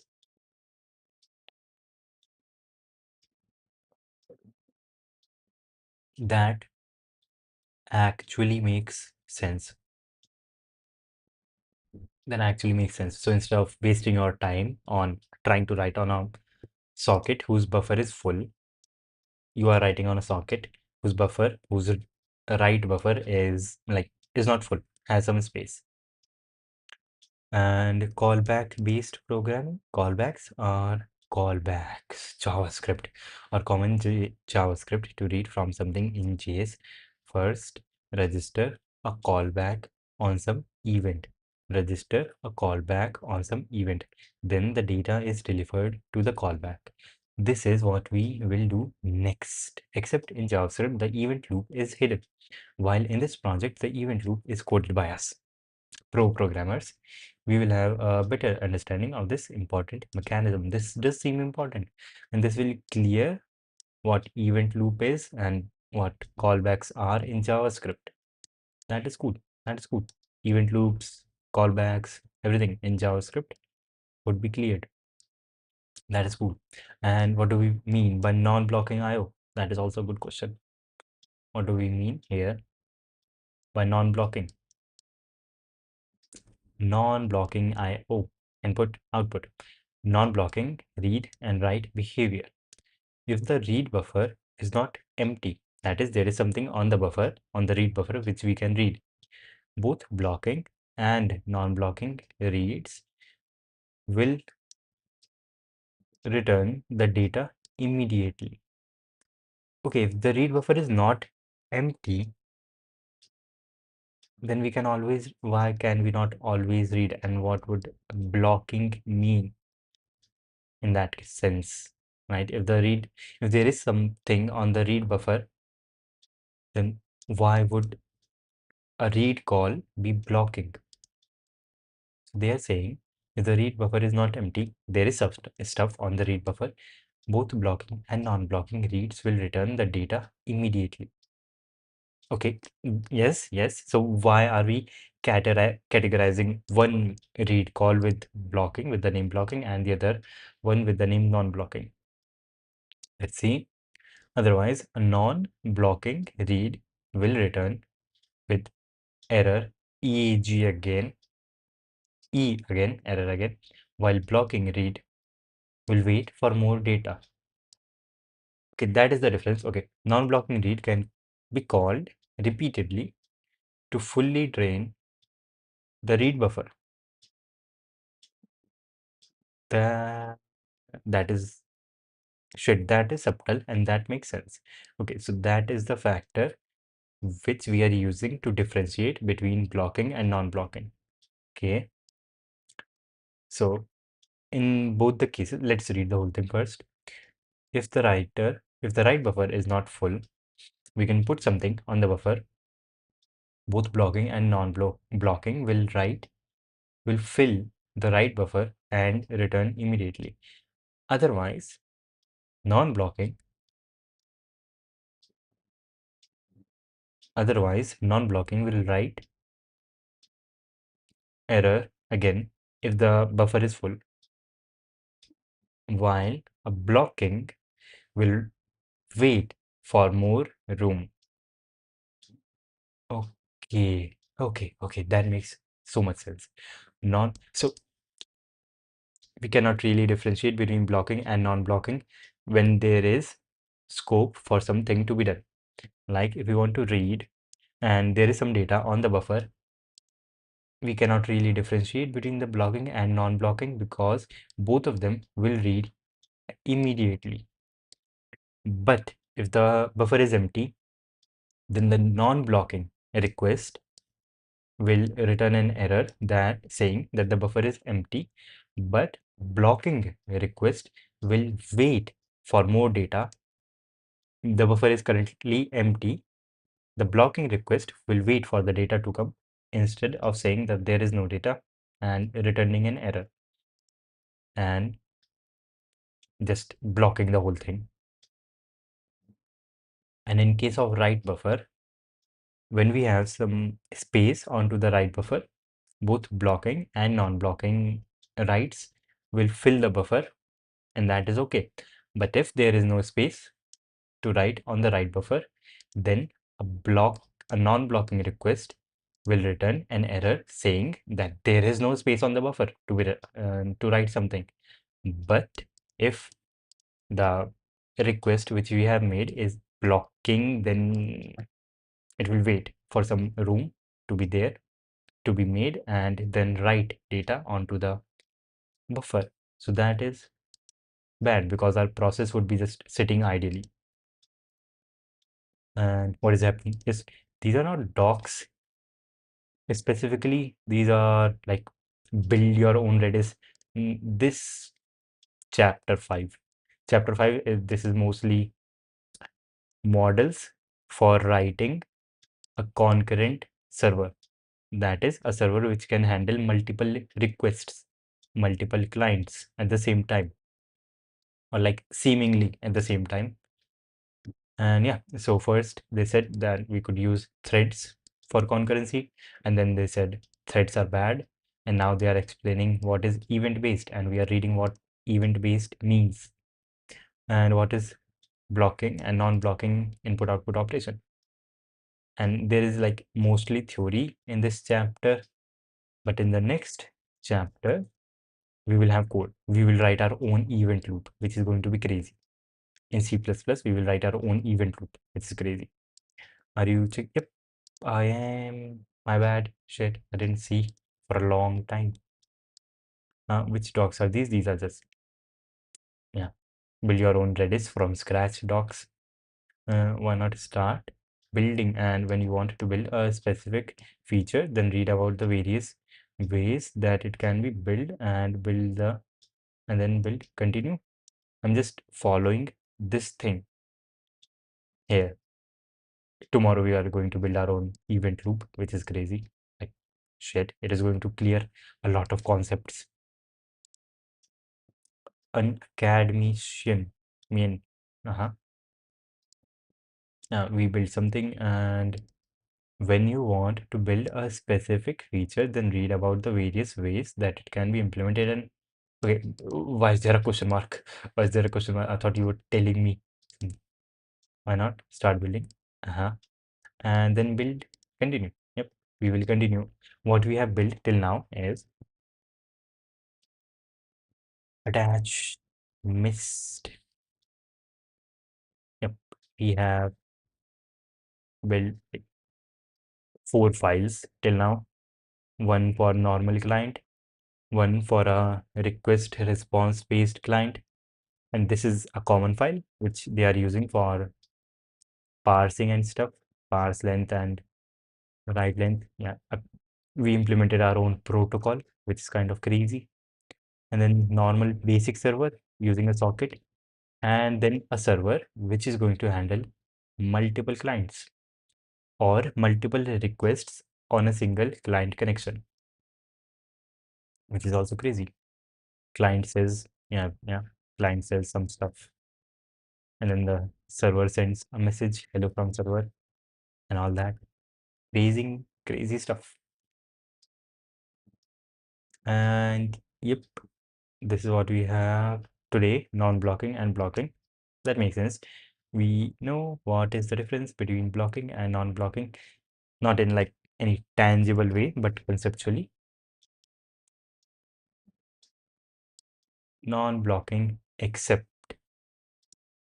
uh-huh, except is similar to read. Okay, in that it just consumes an item from a queue. So it has a non-block blocking mode and can provide readiness notifications. So if there is no client which we can accept, then the accept call could also be blocking or non-blocking, I suppose. If the accept call is non-blocking, then the accept will return an error saying that there is no client to be handled right now, right? When we do accept, yeah, this is accept. That is bad.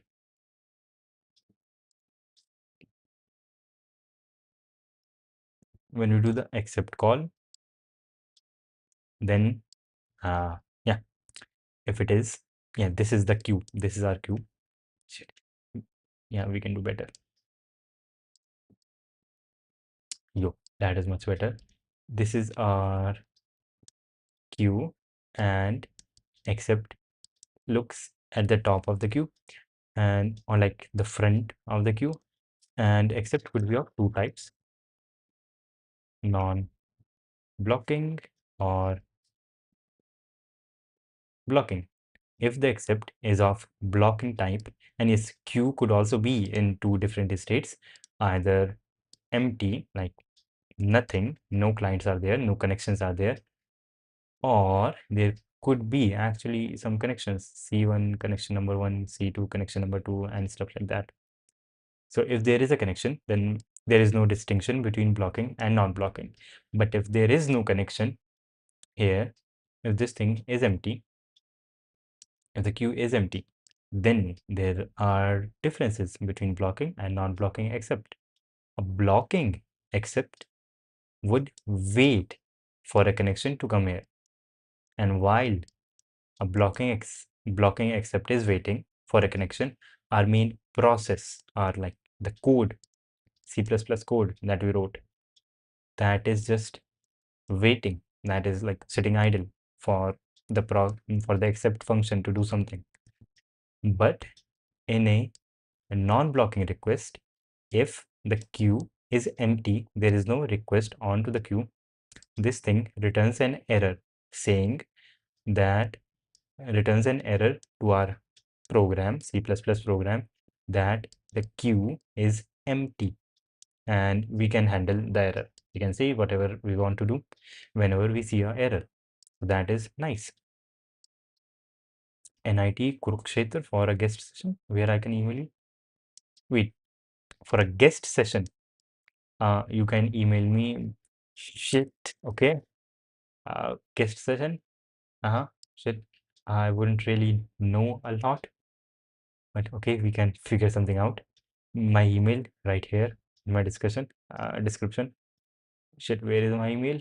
Shit, it is supposed to be here. Phone number verified. Email address. Shit, inquiry.jatinraghav.com.gmail.com. Yes, there is where you can contact me. Yes, very professional stuff. Non-blocking accept. Yeah, so that is what we mean by non-blocking and blocking accept. That's kind of cool. And enable non-blocking mode. What does it mean? Yeah, should we can enable non-blocking mode? Should that is crazy. That is crazy. We can just enable non-blocking mode. Look at shit. We are here doing a bitwise OR. Shit. I did read this thing somewhere and this is pretty cool. To enable options using a OR operation. This is actually pretty cool. And let's get into this, what this means. Let's say you have some option, not option, you have some feature and your feature can have multiple options, right? Like in this case also. For example, in this case also, our accept has multiple options. Yeah, so one option would be this blocking, non-blocking option, blocking or like non-blocking. This is one option. Yo, kindly drop you email comment. I will contact you and we'll discuss. Yeah, we can discuss. Okay, I will email you my number. Maybe we can get on a call later. Yep, sure. Why not? We can get on a call. Yes, this way. Yeah. So we could have a feature or like something, some function call or anything, which can have multiple options. And if these options, let's say in this except one, in this except function call, except feature, or yeah, let's say, let's call this function, not feature. In this except function, we could have multiple options. Like this thing is our option, and let's say we could have another option, anything read, rewrite is not actually an option. But let's say we have option 1, option 2, and then option 3. We could have multiple options. And these options, if these options are represented by a binary number, that is either these options could be true or false. That is, this option could be there or could not be there. If that is the way that we want to represent these options, we could represent them using a binary vector, using a single integer.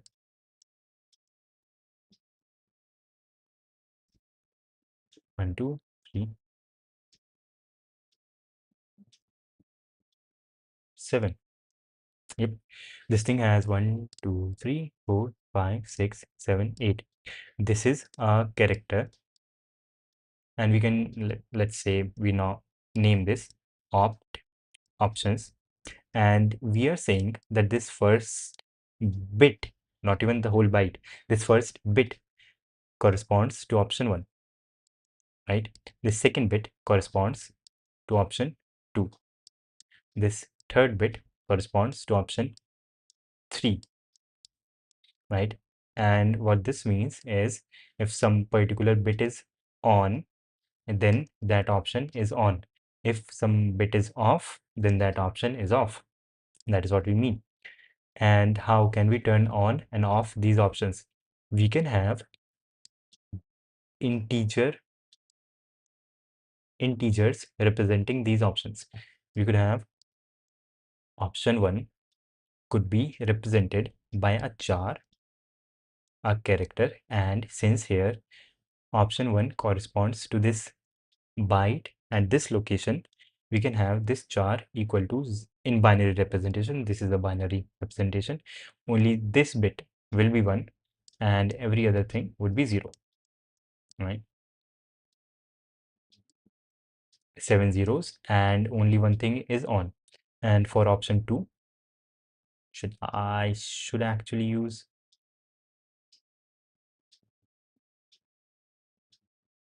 writing thing. Yep. Option 1 would be represented by 1 and then 7 zeros. 2, 4, 5, 6, 7. Option 2 would be represented by 0, 1 and then 6 zeros. 1, 2, 3, 4, 5, 6.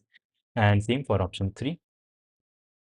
1, 2, 1, 1, 2, 3, 4, 5. Yep. And what does this mean? Since we have said, and this is not something built into the language, this is what we humans are interpreting these things as. We are saying that this in this options character, which is 1 byte, that is 8 bits, this thing corresponds to multiple options, 8 different options. And the first bit, this bit right here, represents option number 1.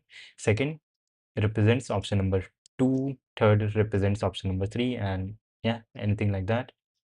And we have these options are, let's say, in a enum of chars, enum, where every value means a char, and we can give whatever value we want to give to these literal strings. And the string op1 has this specific value where everything is off except this one bit right here at the start. So if you want to turn on this option in our options character, what we have to do is options equals options or bitwise or with option 1. What this thing will do is in the options character, this first bit will turn on because we are taking OR, and this option 1 right here only has one bit in the option at the location which it is representing. And this is a very clever way actually to represent options. Hello. Hello, I read the description on the channel. May I ask why you wanted to be the best programmer in the world? What is the reason? Motivation. The motivation would be like I don't have anything better to do. So yeah, yeah, that is the whole motivation I would say. And hello, how is everything going?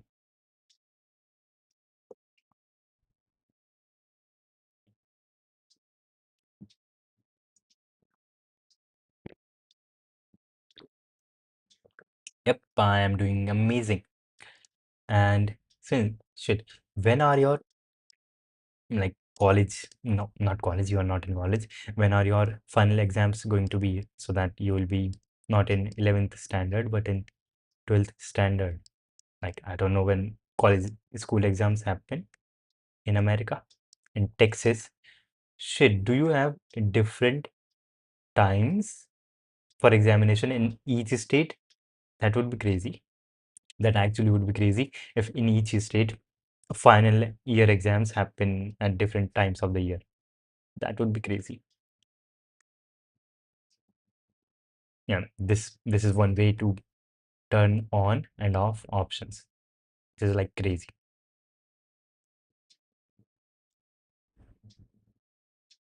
We can call this method clever. And also shit, people do a lot of things. People sometimes like in a shit, they do crazy things. Sometimes, for example, if you have a 64-bit processor, then each pointer it takes up 64 bits, right? But 64 bits is quite a lot. What people do is they typecast or static cast their pointers. Shit, this is actually crazy. Since yeah, some people take XOR of pointers. Pointer 1 XOR with pointer 2, and they store this somewhere PTR, some pointer, and like they do these crazy things which they are not supposed to do, and they do this to I don't know why they do this. They do this to maybe store some pointers in a more concise way. Yeah, this is what people do sometimes. Crazy pointer arithmetic or some exams on duration of December to January and even sem on March to May duration. So which one are the end sem exams? Yo, like the final ones. I guess in March to May. Mm, So shit, you just came into your 11th standard. That is crazy shit. Enable non-blocking mode. Mhm. And shit, yes, that whole yapping session, this whole thing, going through this whole thing was because I saw this here. Here we have the flags, which is acting as the options, which is acting as the options vector. This one, options integer, and we are taking OR here and here also. We are taking OR of this thing with this option of non-blocking. And non-blocking is a enum, which has only one bit on for the bit which is representing this particular option. And taking OR essentially is turning that bit on which represents non-blocking nature. So that is crazy. That is literally crazy. That is like too clever. Too clever. Even sim R and sim. Okay. I hate school subjects. It is so bad. Shit. Bro has awoken. Neo. Bro has awoken from the matrix. School is bad. School is bad. Education system. Yes. Okay. So how do we do this? FCCNTL. Control flags. In this shit, we have written a whole function. Set this file descriptor as non-blocking. How? What does this function do? Get the flag for this file descriptor. These functions are crazy. FCNTL.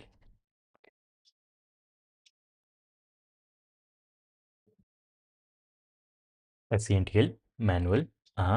File control. File control, which is here in this thing, and this takes in more than one arguments, more than two arguments. Okay, why is this thing called files? Fildes. And this thing provides for control over descriptors. This is too cool. Shit, this is like shit, too much power. Not even we have, not only we have file descriptors which we can use for writing and reading from sockets or anything we want. We also can get flags of those file descriptors associated to those file descriptors and change the nature of the file descriptor. That is crazy. And all we have to do is call this function file descriptor control, file control. And here is this error. They have like two spaces here. That wasn't intended, I suppose. I don't feel any important to study architecture, chemistry. Wait, architecture as in like Sangrada Familia, like this architecture. Huh? Chemistry. Chemistry is like cool. Breaking Bad, cool. Chemistry is kind of cool, but yeah, it is difficult. Even biology. Well, I guess, yeah, biology is pretty cool in the sense you know what is happening with your body. And I think it is important if you are sitting whole day, you should know what is happening with your body. Yeah, I'm currently learning about yoga and things so that I don't die early sitting all day. Yeah, architecture is also pretty cool. Innovations. Everything at its core can be converted, can be looked upon as engineering. Biology could also be looked upon as engineering, architecture, chemistry itself. It is just the rules are different. But yeah, in school and college, you do feel this. Yeah, clever. And yep, we can change everything, whatever we want, we can change it. Uh-huh. File descriptors. Okay. What do they mean by FILDES? And then the command.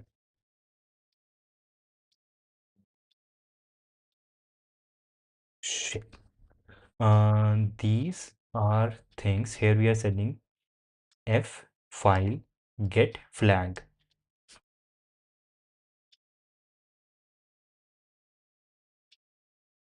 Get flag. FL. Yeah, this one right here. Get descriptor status flags as described below. Arg is ignored.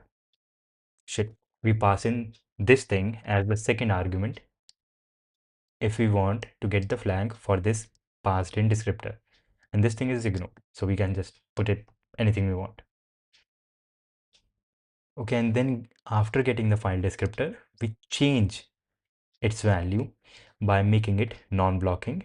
And after making it non-blocking, we set flag. Shit. For this descriptor, set flag, flag, set flag to this thing, this thing. That is crazy. That is just too much control. That is too much control. Linux is just amazing. And I would urge you to read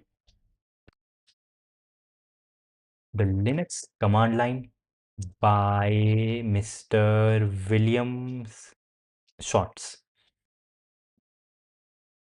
Yep, this guy, William Shorts, the Linux command line. This is a pretty cool book. Now, readiness API. We would need a readiness API which we can use to see which file descriptors are ready. Yo, beautiful view. I study in Highland Park High School. You can search it out. Shit. Okay. Bro is DDoSing himself. Not DDoSing, doxing himself. Looks nice. That is a beautiful school, I would say. In Texas. Yes.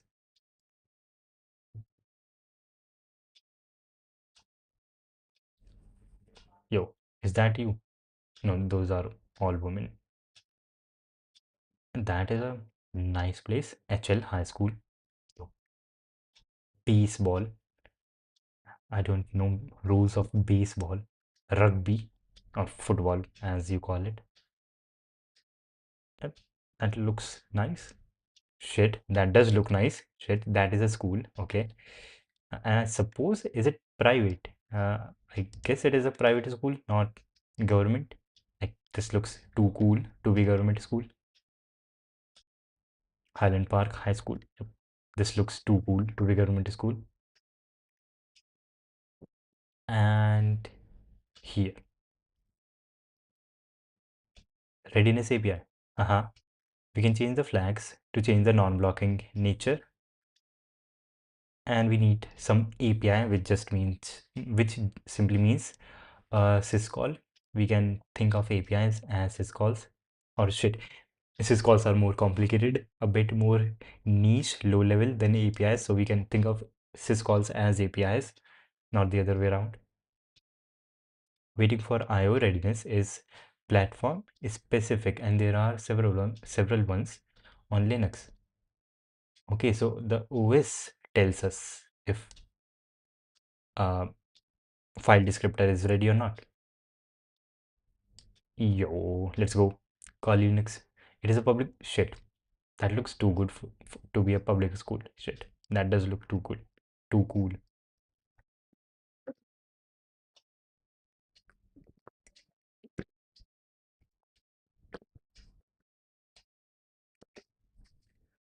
Okay.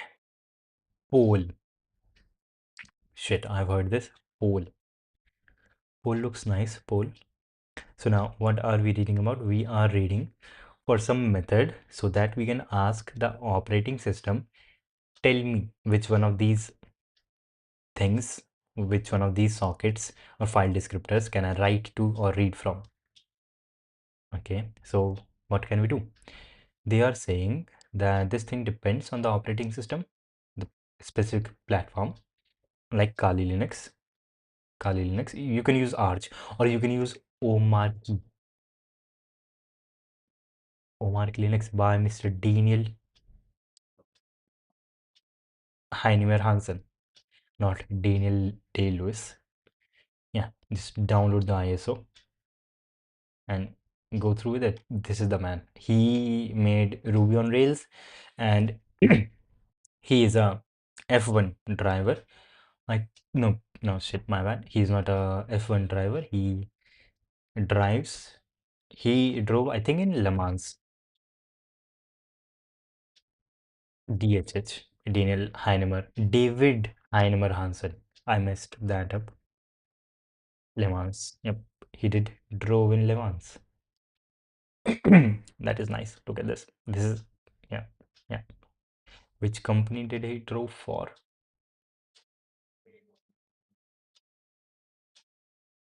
United something, and that is nice. Yeah, he just does a lot of stuff. He's a crazy guy. You can use Omarki if you like, based on Arch, opinionated Linux by DHH. That is a nice thing to do.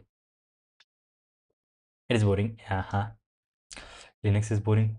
Linux is boring. Maybe you don't have, maybe you haven't read the Bible. And by Bible, I mean this Linux Bible by Mr. Christopher Nikas. And yeah, this is crazy. This is a crazy book. You can just look at this. Google has 96 pages of this book as preview. So the actual book is pretty long. Wait, the index would be nice. Yep. Index, getting started and creating the perfect Linux desktop. And just that much, getting started is 60 pages. I mean, we should not look at the pages, and that this just shows how much comprehensive this book is. And that is pretty cool. Engaging with the cloud computing, learning Linux security techniques, becoming a Linux server administrator, becoming a Linux power user, becoming Linux system administrator. These are just amazing things. And writing simple shell scripts is also a part. And where do we read about terminals? Yeah, I guess it comes in shell scripting part, terminals and TTY. Yeah, this is just cool. This is a nice book. The Bible. That is the Bible. And on to this thing. Readiness API. Mhm. One syscall or API we can use. Should this... Okay, now it makes sense why they are making the distinction between a syscall and an API.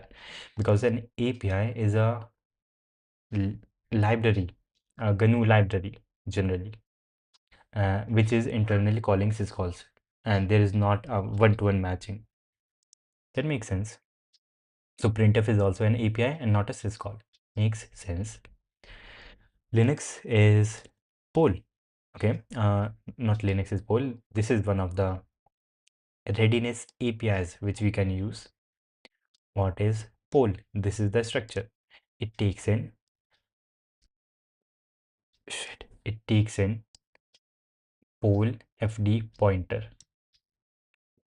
So that would mean it is taking in a pointer to FD file descriptors S multiple.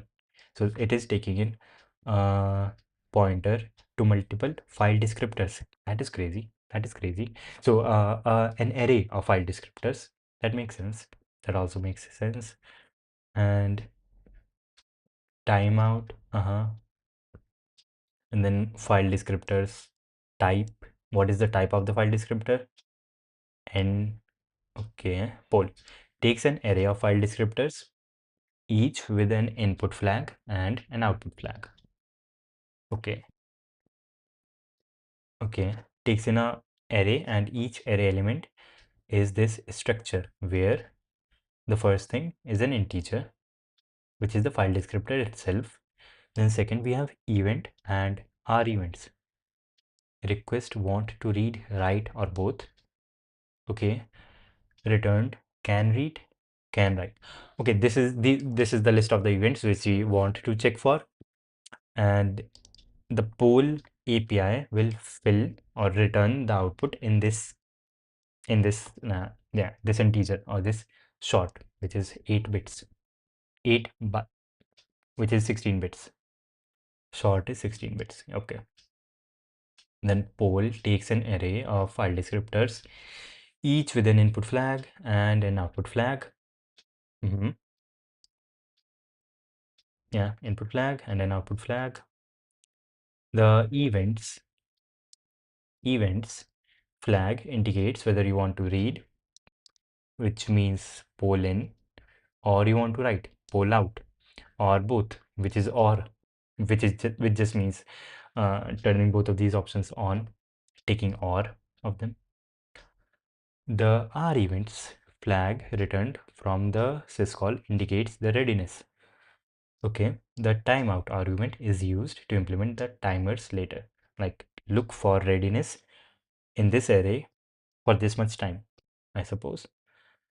And then there are other readiness APIs which we can get into. Select. There is epoll, there is KQ, and all of the purpose of all of these readiness APIs is to see, yeah, is to just find out from an array of file descriptors which one is ready right now, which we can use. Explored Linux earlier, but maybe like a year ago. Said you were like even younger back then. That is crazy. I've heard that devs and that DevOps was booming, so I wanted to try it out, but DevOps has so many stuff, so I gave up. Should I actually don't know the definition of DevOps? Hello. Thanks for the videos. You're welcome. Complete welcome. My bad. You're welcome. Okay. If possible, please upload the related playlists on your channel so the parts are in correct order from top to bottom. That way it is easy to watch. Wait, they are in playlist. All of these, even this stream that I'm doing, it is also in a playlist. Yep. Should you will be able to see the non-public playlists also. Yeah. One, two. Okay, this one is messed up. I guess this thing will go on the top after the stream. And shit, these are in the wrong order. The top one should be the first one. Okay, I'll fix that. I'll fix that.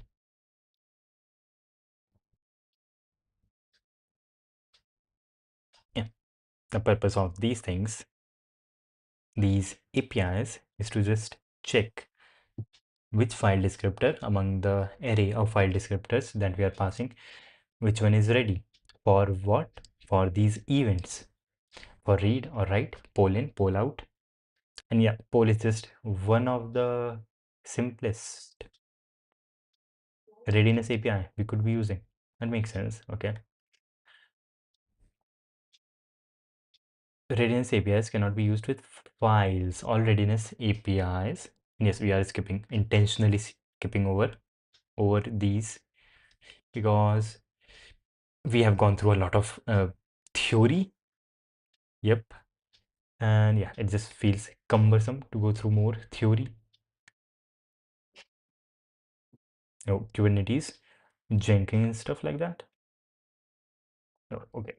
DevOps, meaning the combination of development and operation. That is convenient. A software development methodology and culture philosophy that unites development and IT. What are some examples? Combines dev and ops.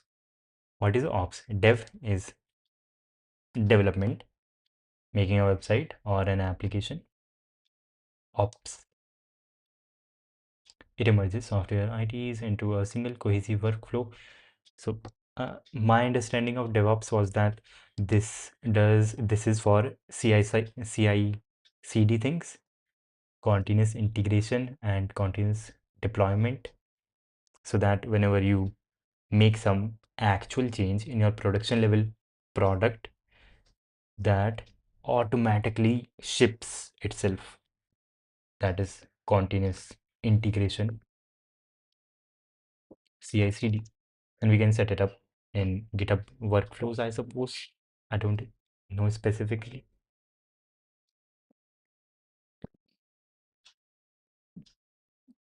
Okay.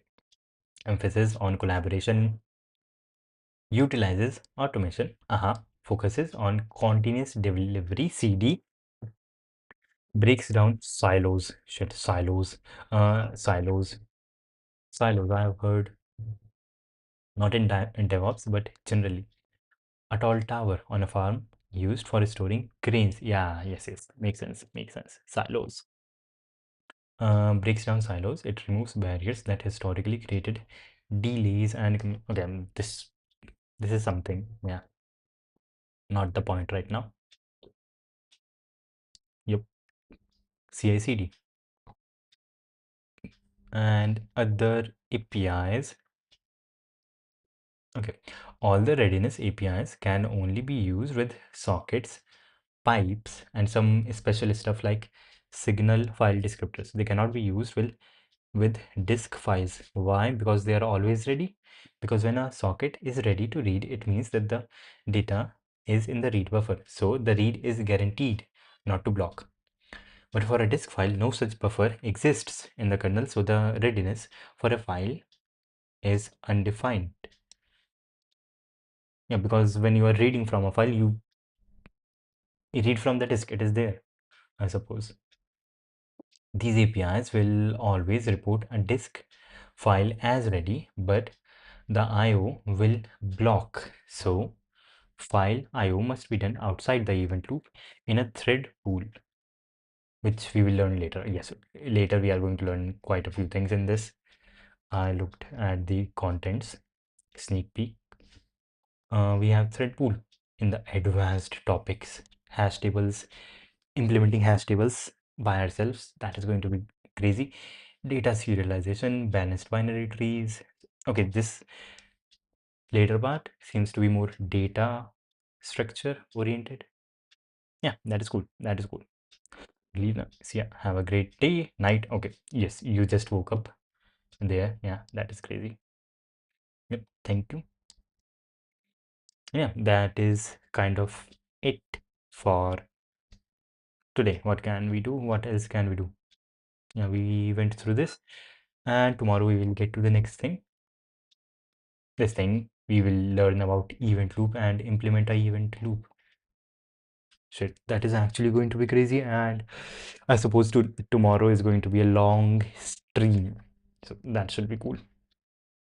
Yeah, it is only 2 hours, but what can we do? What else? It is only 2:19. This is kind of it for today, and I want to like give a contest today, a virtual contest, so that would, yeah, if I get some time, that would be nice. So yeah, we did. So what have we gone or seen here? Summary. Yeah, using thread per connection is bad. Using a process per connection is bad. We can use an event loop. For using an event loop, we need, yeah, we can just see which socket is ready for reading and writing and just work with that socket. And this way, we are not using multiple threads for processing connections. We just have a main process and we are working with that. That is nice. That is what we learned today. Apart with other things, yes, there were other things too. And yeah, that would be it. You still have 2 hours. Wait, I can't give contest or do anything. My laptop is gone for repair. Shit. Okay, you are watching this on phone. Uh-huh. Shit. Mm, I don't have to stream for 4 hours every day. Yeah, this is kind of nice. This would be Wait, okay. What we can do is implement mutex. We will write a server which sees a new incoming connection and creates a new thread and handles the handling of that thread of that new connection onto that thread. And yeah, just we will implement this pseudocode right now. And before I do that, I will go to the washroom. Not let's go to the washroom. I'll go to the washroom and I'll be right back.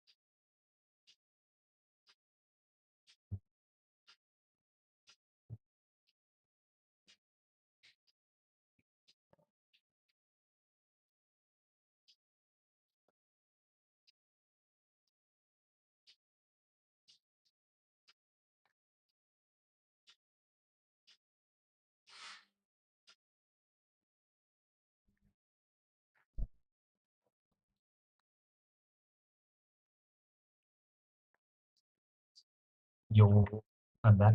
Please suggest a YouTube channel for electrical engineering. Uh, Gateway classes for AKTU. And now we can start implementing this thing. This is the pseudocode, but we will write the whole actual thing. And for that, we will be using mutex. Mutex. Let's shit. Mutex pthread. Yes, pthread. Pthread, which is a POSIX applied or POSIX compatible way of writing a thread, which is this is crazy. We can include this function using the pthread .h header file, and this is POSIX threads are a set of functions support applications that support applications with requirements for multiple flows of control called threads within a process. Multi-threading is used to improve the performance of a program. Okay, so how do we use this POSIX pthread function? There are multiple things. Okay, so our main workflow is going to be on the server side. On the client side, it is normal as it is. The client, yeah, the client doesn't do anything. The client is like normal, nothing special with the client. But on the server side, whenever we have a connection, incoming connection from the server side, from the client side, what we will do is for every connection, we will create a new thread, and every connection will get its own thread where it is going to be handled. And yeah, server will just keep on taking on these new connections, and it will keep on creating these new threads. Yeah, that is good. So the server is like always doing something. No, you don't have to stream 4 hours, but I am forcing you to do more so you can get back to sleep. Good. Yes. Yeah, I should force. Yeah, and I am doing competitive programming. I'm not just not streaming. Yesterday I did one question, which is bad. Yeah, which is bad. I have to do more. I have to do more competitive programming. Okay, so what we can for the server, what we will do is let's write a normal thread server.cpp. Uh-huh.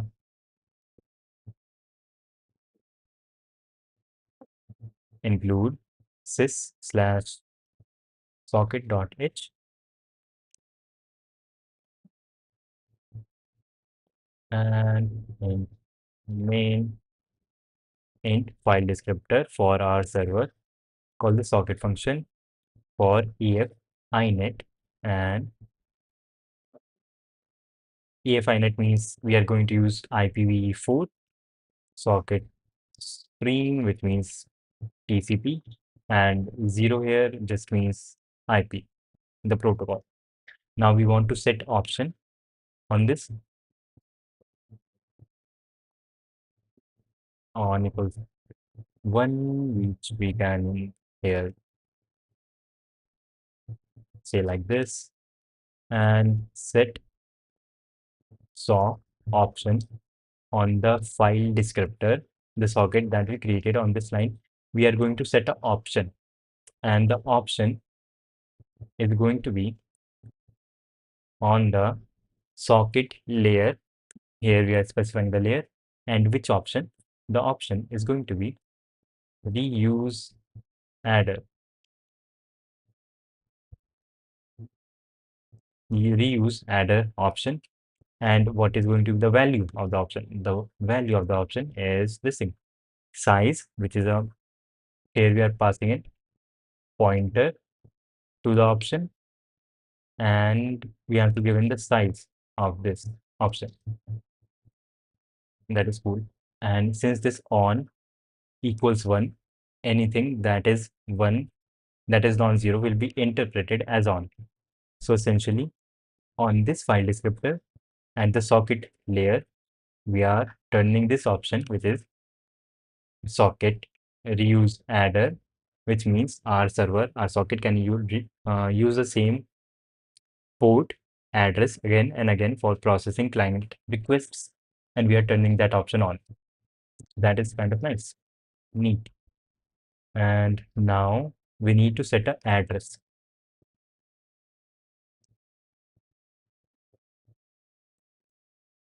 Set adder in addr, which is a structure which is initially empty, and this thing is sock adder or IP.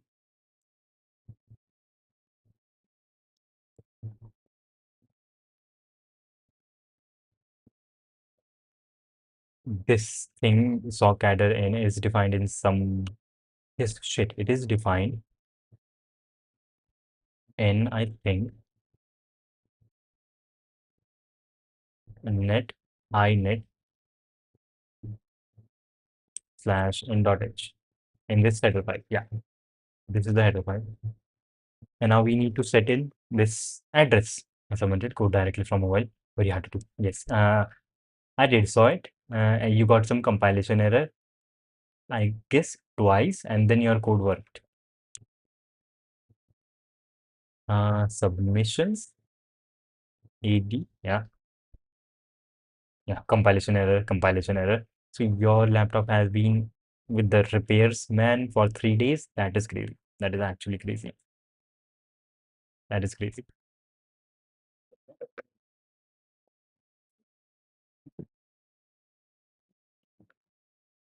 Now we need to set in this, the options in this adder. ADDR, SN, family. The family is going to be IPv6, IPv4. Let's use IPv6. Let's use IPv6. So the address also has to be IPv6. SN6 family is this, and adder SN6 port is host to network small port number, let's say 1234 or 4237. Let's use that as our port. ADDR dot SN6 adder dot SN6 And it what? Shit.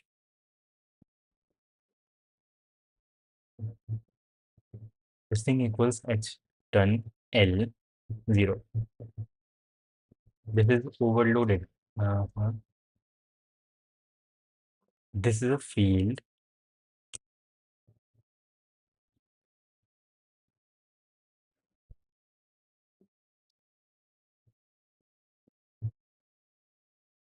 What is the value of this type structure? This is a structure. What is the type of this structure? The type is in6 adder.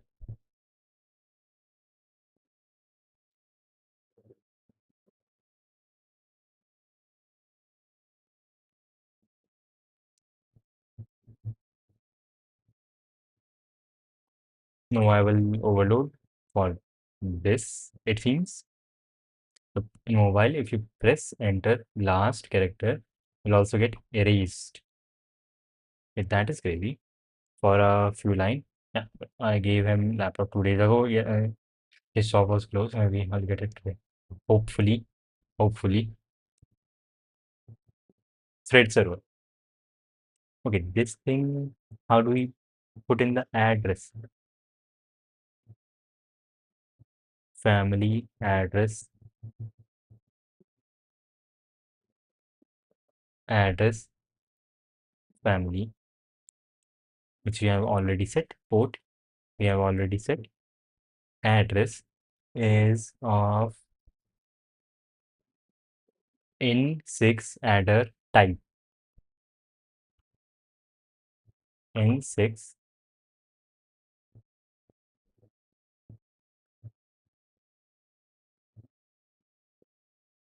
how to put or give or yeah give address to a IPv6 port. NC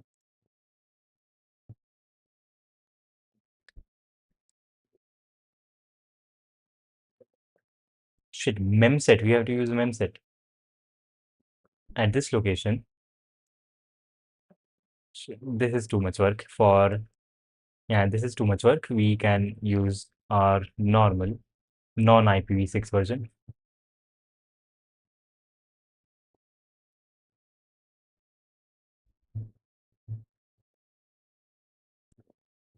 Struct adder or sock adder in address initially is empty.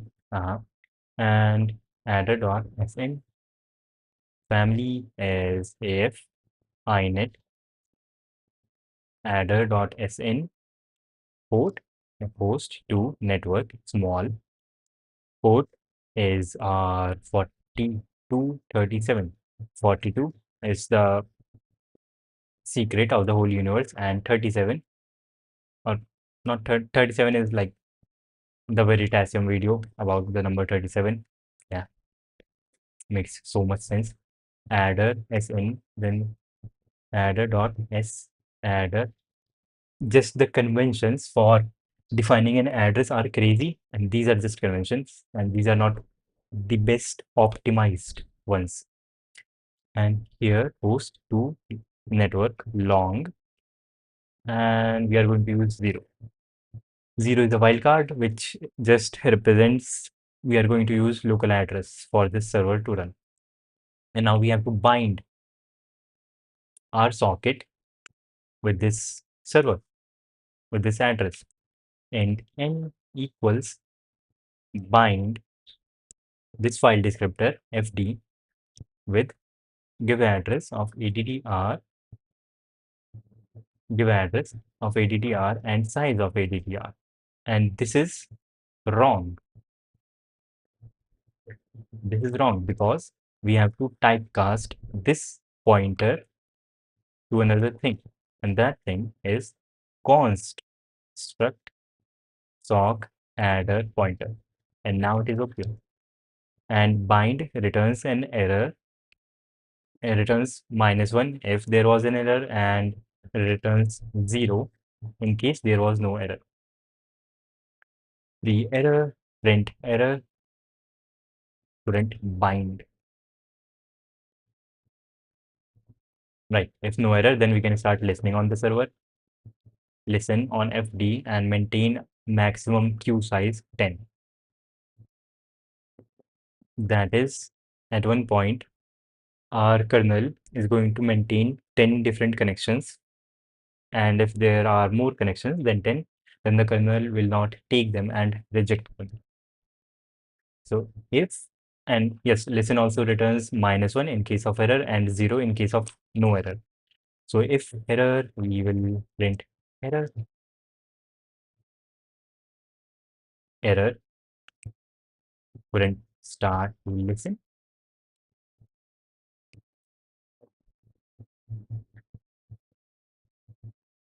Okay, and after this, what do we want? Yes, our server is listening. We can start to listen while true. And what we have to do? Yes, now is the crazy part. What we have to do is struct sock adder in, and let's call this C A adder. That means yes, we have created this new structure which is going to store details about the client whose connection we are currently accepting. And the way that we accept a client connection is very non-obvious. Int length of this C adder int CFD. That is the file descriptor for the client. This will, and to get this, we have to call the accept function call. And the accept function call will give us a socket through which we can talk to a client. And the things that we have to pass in are the file descriptor from which we want the connection from. And then we have to say struct sock adder pointer address of C adder, the same thing that we did while we were listening, while we were binding the socket to our address. And here we cannot just pass in the length. We have to pass the address or the variable which is storing there. And even that is somehow wrong. Okay, so they are saying this does not match the function call sock adder. Mm,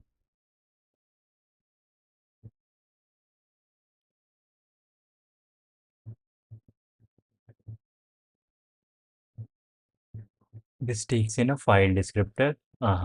Struct sock address pointer given the address of this thing.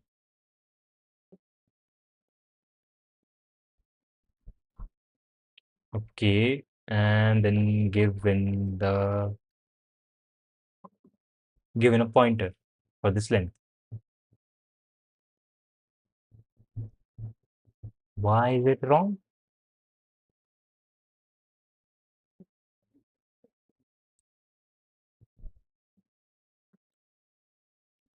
Handle client size of shit. The type of this thing has to be socket length type.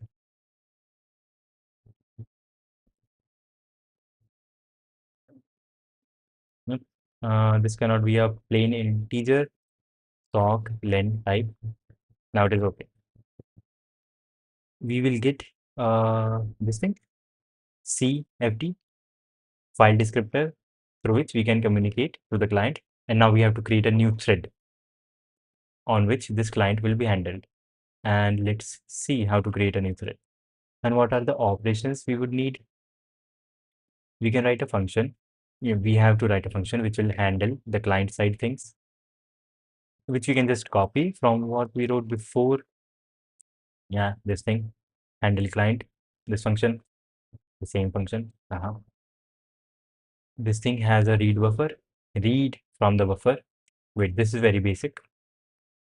This doesn't even have, this thing doesn't even has our protocol. But that is fine. That is fine. We can just use this basic function. Copy this.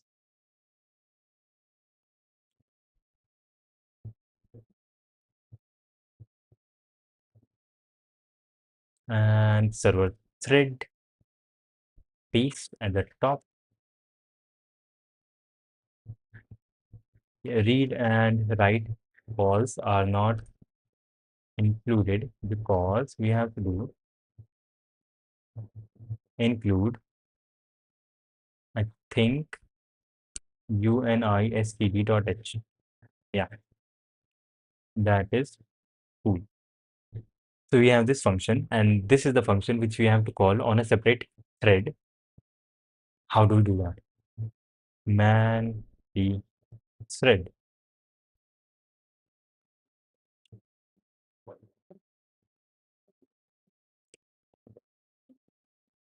The POSIX thread functions are summarized in this section in the following groups. Thread routines. Routines are just functions. Routines, attribute, object, routines, mutex routines, mutex, mutual exclusion. We use mutexes to avoid race conditions. That is something we do. And then condition variable routines, routines which would be a part of the routine themselves. Pre-thread context routines just mean functions.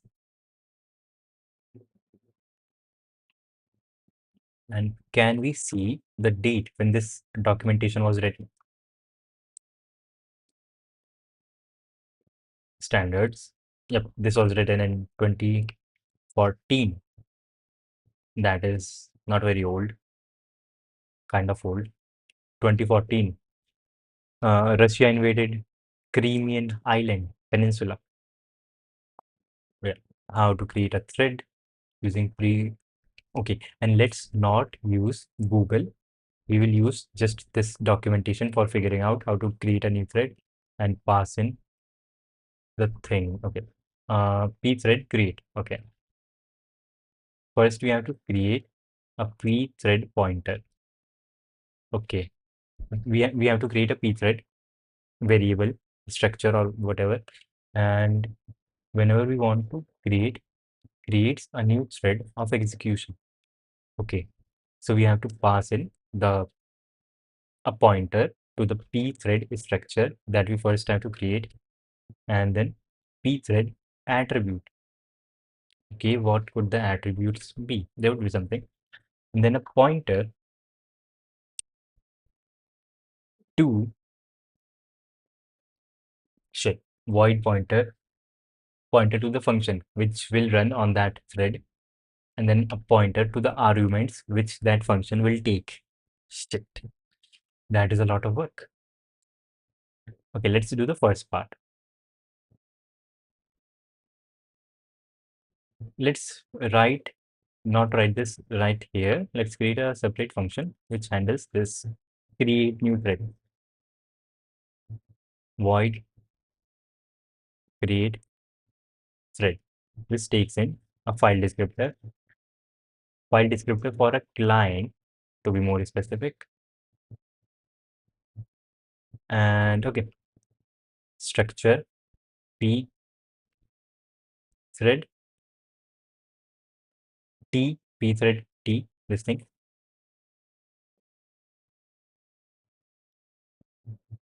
P thread type. Okay. And yeah, we have a thing and we must have included. We haven't.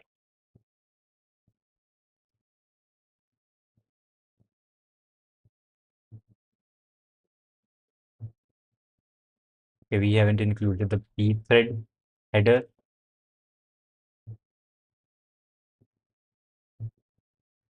Now we have it. And now we have to call the p create new thread function.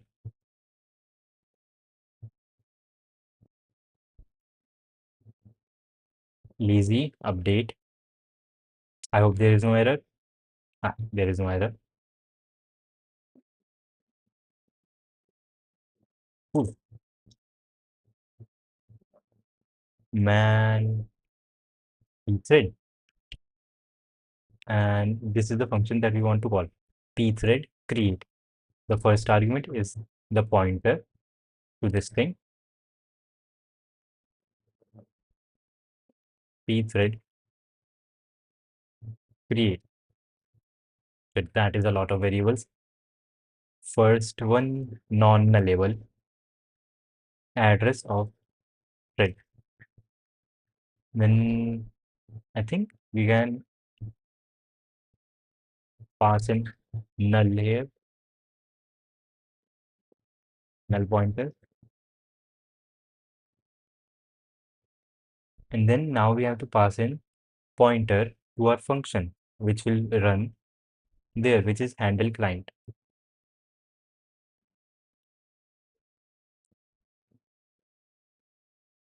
Address of handle client. Okay, shit, that is how it works, it seems. And then null pointer here for the arguments. No matching function call. Okay, so where are we messing up? Expected expression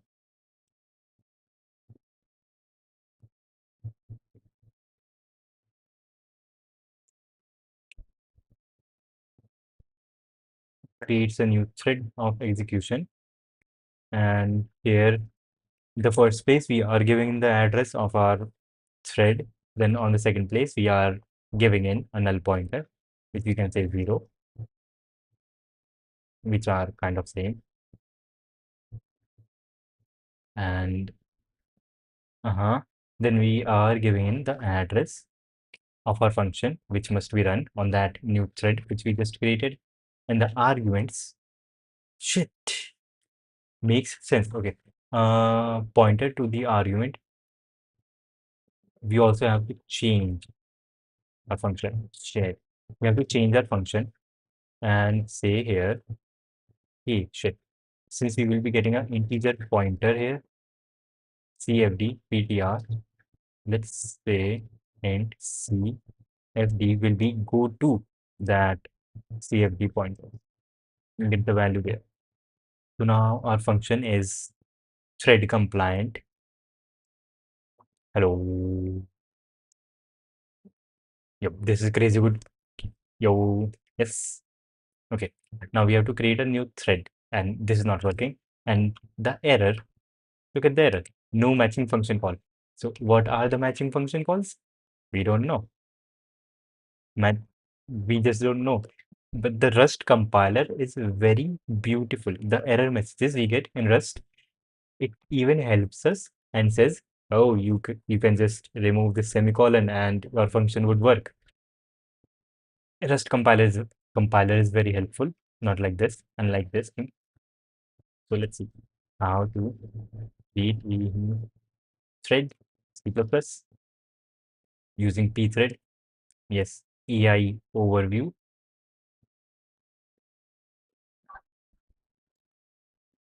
We can give a lambda function, thread function, code to execute on the new thread.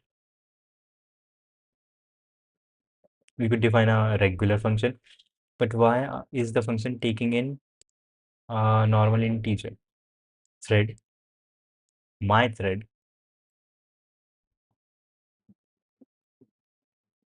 Shit, this thing that we are using, this is C thing, right? Because we have at the end h.h. This is a C library, but we are more powerful than C. We have C++ on our side. We can use that thread function and the integer, and we just have a thread. That is crazy. That shit. I guess this is an object-oriented thing. Thread. Okay, and we can change back our function.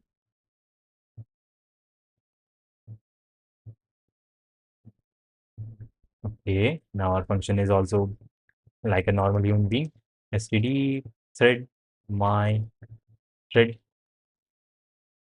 the function cfd just like that, and wait no, handle client and cfd just like that. That is cool. Wait, what if the thread goes out of scope? will it terminate? Or we can pass in the lambda function and the argument join or detach. We can detach the thread actually thread dot join my thread dot join to make the main thread wait for the new thread to complete its execution. This is essential to prevent the program from terminating while the new thread is still running. This detach to separate the thread from the thread object, allowing it to run independently in the background. The thread object then becomes non-joinable. Okay, so what would happen if like this function goes out of scope? We don't even have to write a separate function here. We can do this right here after accepting std on a new line, std my thread, the function handle client, and what is the file descriptor? This is the file descriptor, my thread dot detach. This is detached. Now go whatever you want to do. And we can handle another client, make a new thread for the next client and detach that thread so that it keeps on running. And I'm doing this thing specifically because I think if we don't do this, then when our while loop runs again, right? So essentially, this whole block of code went out of scope. And I suppose that this thread would also go out of scope. And I think its destructor will run. And the destructor for this my thread object, I suppose, terminates the thread so that it is not running up in the background and taking. Yeah, it is Vim. It is Vim. Yep, let's go. Vim. I use Vim, by the way.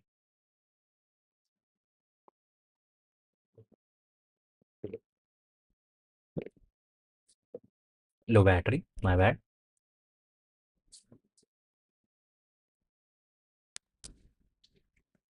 So we have to detach, but before making judgments, let's hear up from the other side. Yeah, when a thread created in C++ goes out of scope, does it get terminated?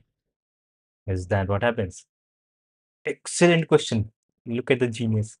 It's, I don't know why ChatGPT has started doing this. Whenever it answers, it just begins with this excellent question or great question, very subtle question, amazing question. You are a genius. Don't know why ChatGPT gives this false motivation. When thread goes out of scope, C++, a thread object represents an actual OS thread, but the lifetime of that object and lifetime of the underlying thread are not automatically tied to the way you might expect. Thread, hello from thread, and goes out of scope. When T goes out of scope, its destructor is called, the destructor of thread will call terminate if the thread is still joinable. Okay, this means you neither join nor detach the thread before it goes out of scope. The program will crash. My thread terminate. You can check this. You can check this out. Clear hello dot or like thread dot cpp here in main. We can have std new std thread new thread which runs a lambda function,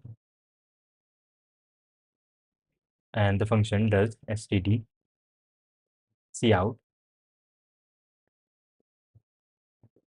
hello from the thread. Hello shit, hello from the thread.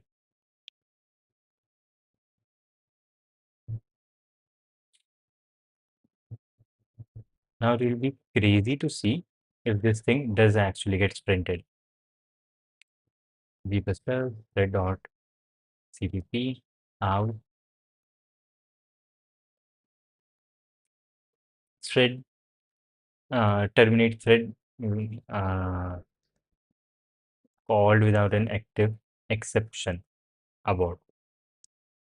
So that did give us some error.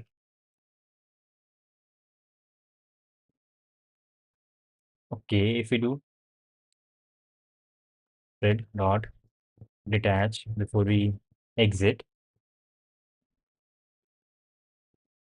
compile dot patch out. Now everything is okay. Yeah, the problem is when we create this thread, we are immediately exiting, and the thread, this new thread, goes out of scope immediately without even this function, this lambda function being called. And that is why we were getting an error. Shit. Wait. Error. Terminate called without an active exception. Without an active exception, yeah, active exception, whatever active exception means. But if we don't do this, if we detach the thread, that is, detaching the thread means that even if the main process stops, this thread should keep on going on. That is nice. At least we don't get this error. Okay, I messed up the spelling. Yeah, pass this out, and now everything is okay. Good. Target missed. Cool. So we can now detach. Uh, wait, this is okay. Shit, this is the wrong thing. This one, new thread, and after creating my thread, we can call detach. That is nice. This should now work.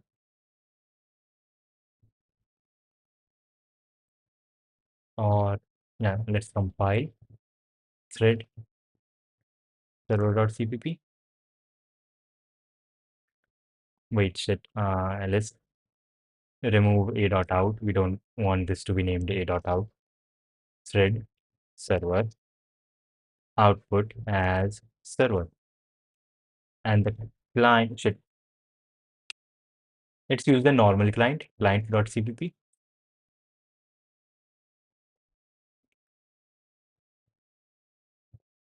and new tmux panel on the other side. Run the server. Server is running. Run the client. Couldn't connect to the server. Connection refused. Yes, of course, because the server is using another port to run. Thread server.cpp. We have to change the port 1234. G++ thread server out server. Run the server. Client. Client says hello. Client here, and server says hello from the server. That is working. That is working. That is like completely working. And we can have, yes, look at this. Look at this. Yes, so this is working. That is nice. We can make one more little update on our amazing production level server. After we start to listen, here you can say server is listening. Listen. Yeah, that is the correct spelling, I suppose. Cool. Run the server. Shit, server. We have to compile. Yes, we have to compile. Thread server, output server, run the server. Shit server is still not listening somehow. Yes, I think it is because after printfing this thing, we have to say we have to flush the output buffer, flush std out. I think now we should be happy.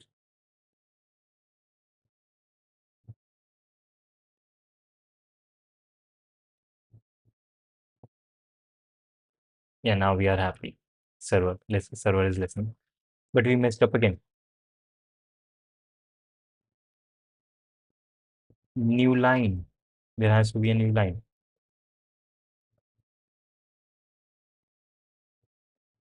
Thread server, output server,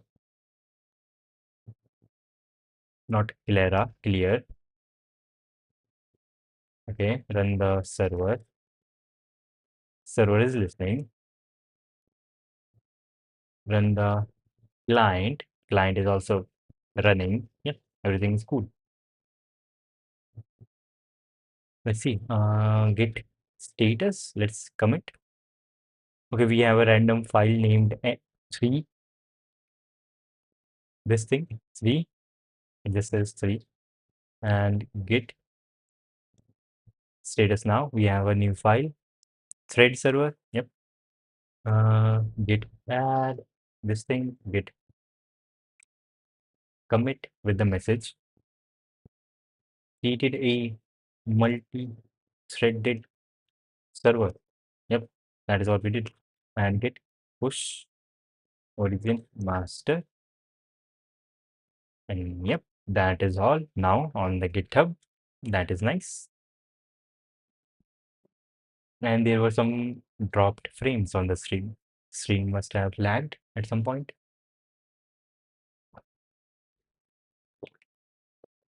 And yeah, that is kind of it for today. New thread, our server takes in an incoming connection. And whenever there is an incoming connection, our server creates a new thread and just does that. That is nice. So we could have multiple clients running at the same time, being processed at the same time. So that is nice. And that would be it for today. If there is something you want to say, ask, like, yes, Vim, let's go. I use Vim, by the way. Yeah, that is nice. Okay, I guess I can stop the stream now. Tomorrow, we will get into event looping. Shit, this is going to be crazy. Like, suppose I doubt, I don't know if we can even do this in one stream. Event loop, like literally, we are going to create our own event loop by that is too much work. Event loop, that is too much. By yep, that would be to the end of today's stream. And thank you for being here. Bye.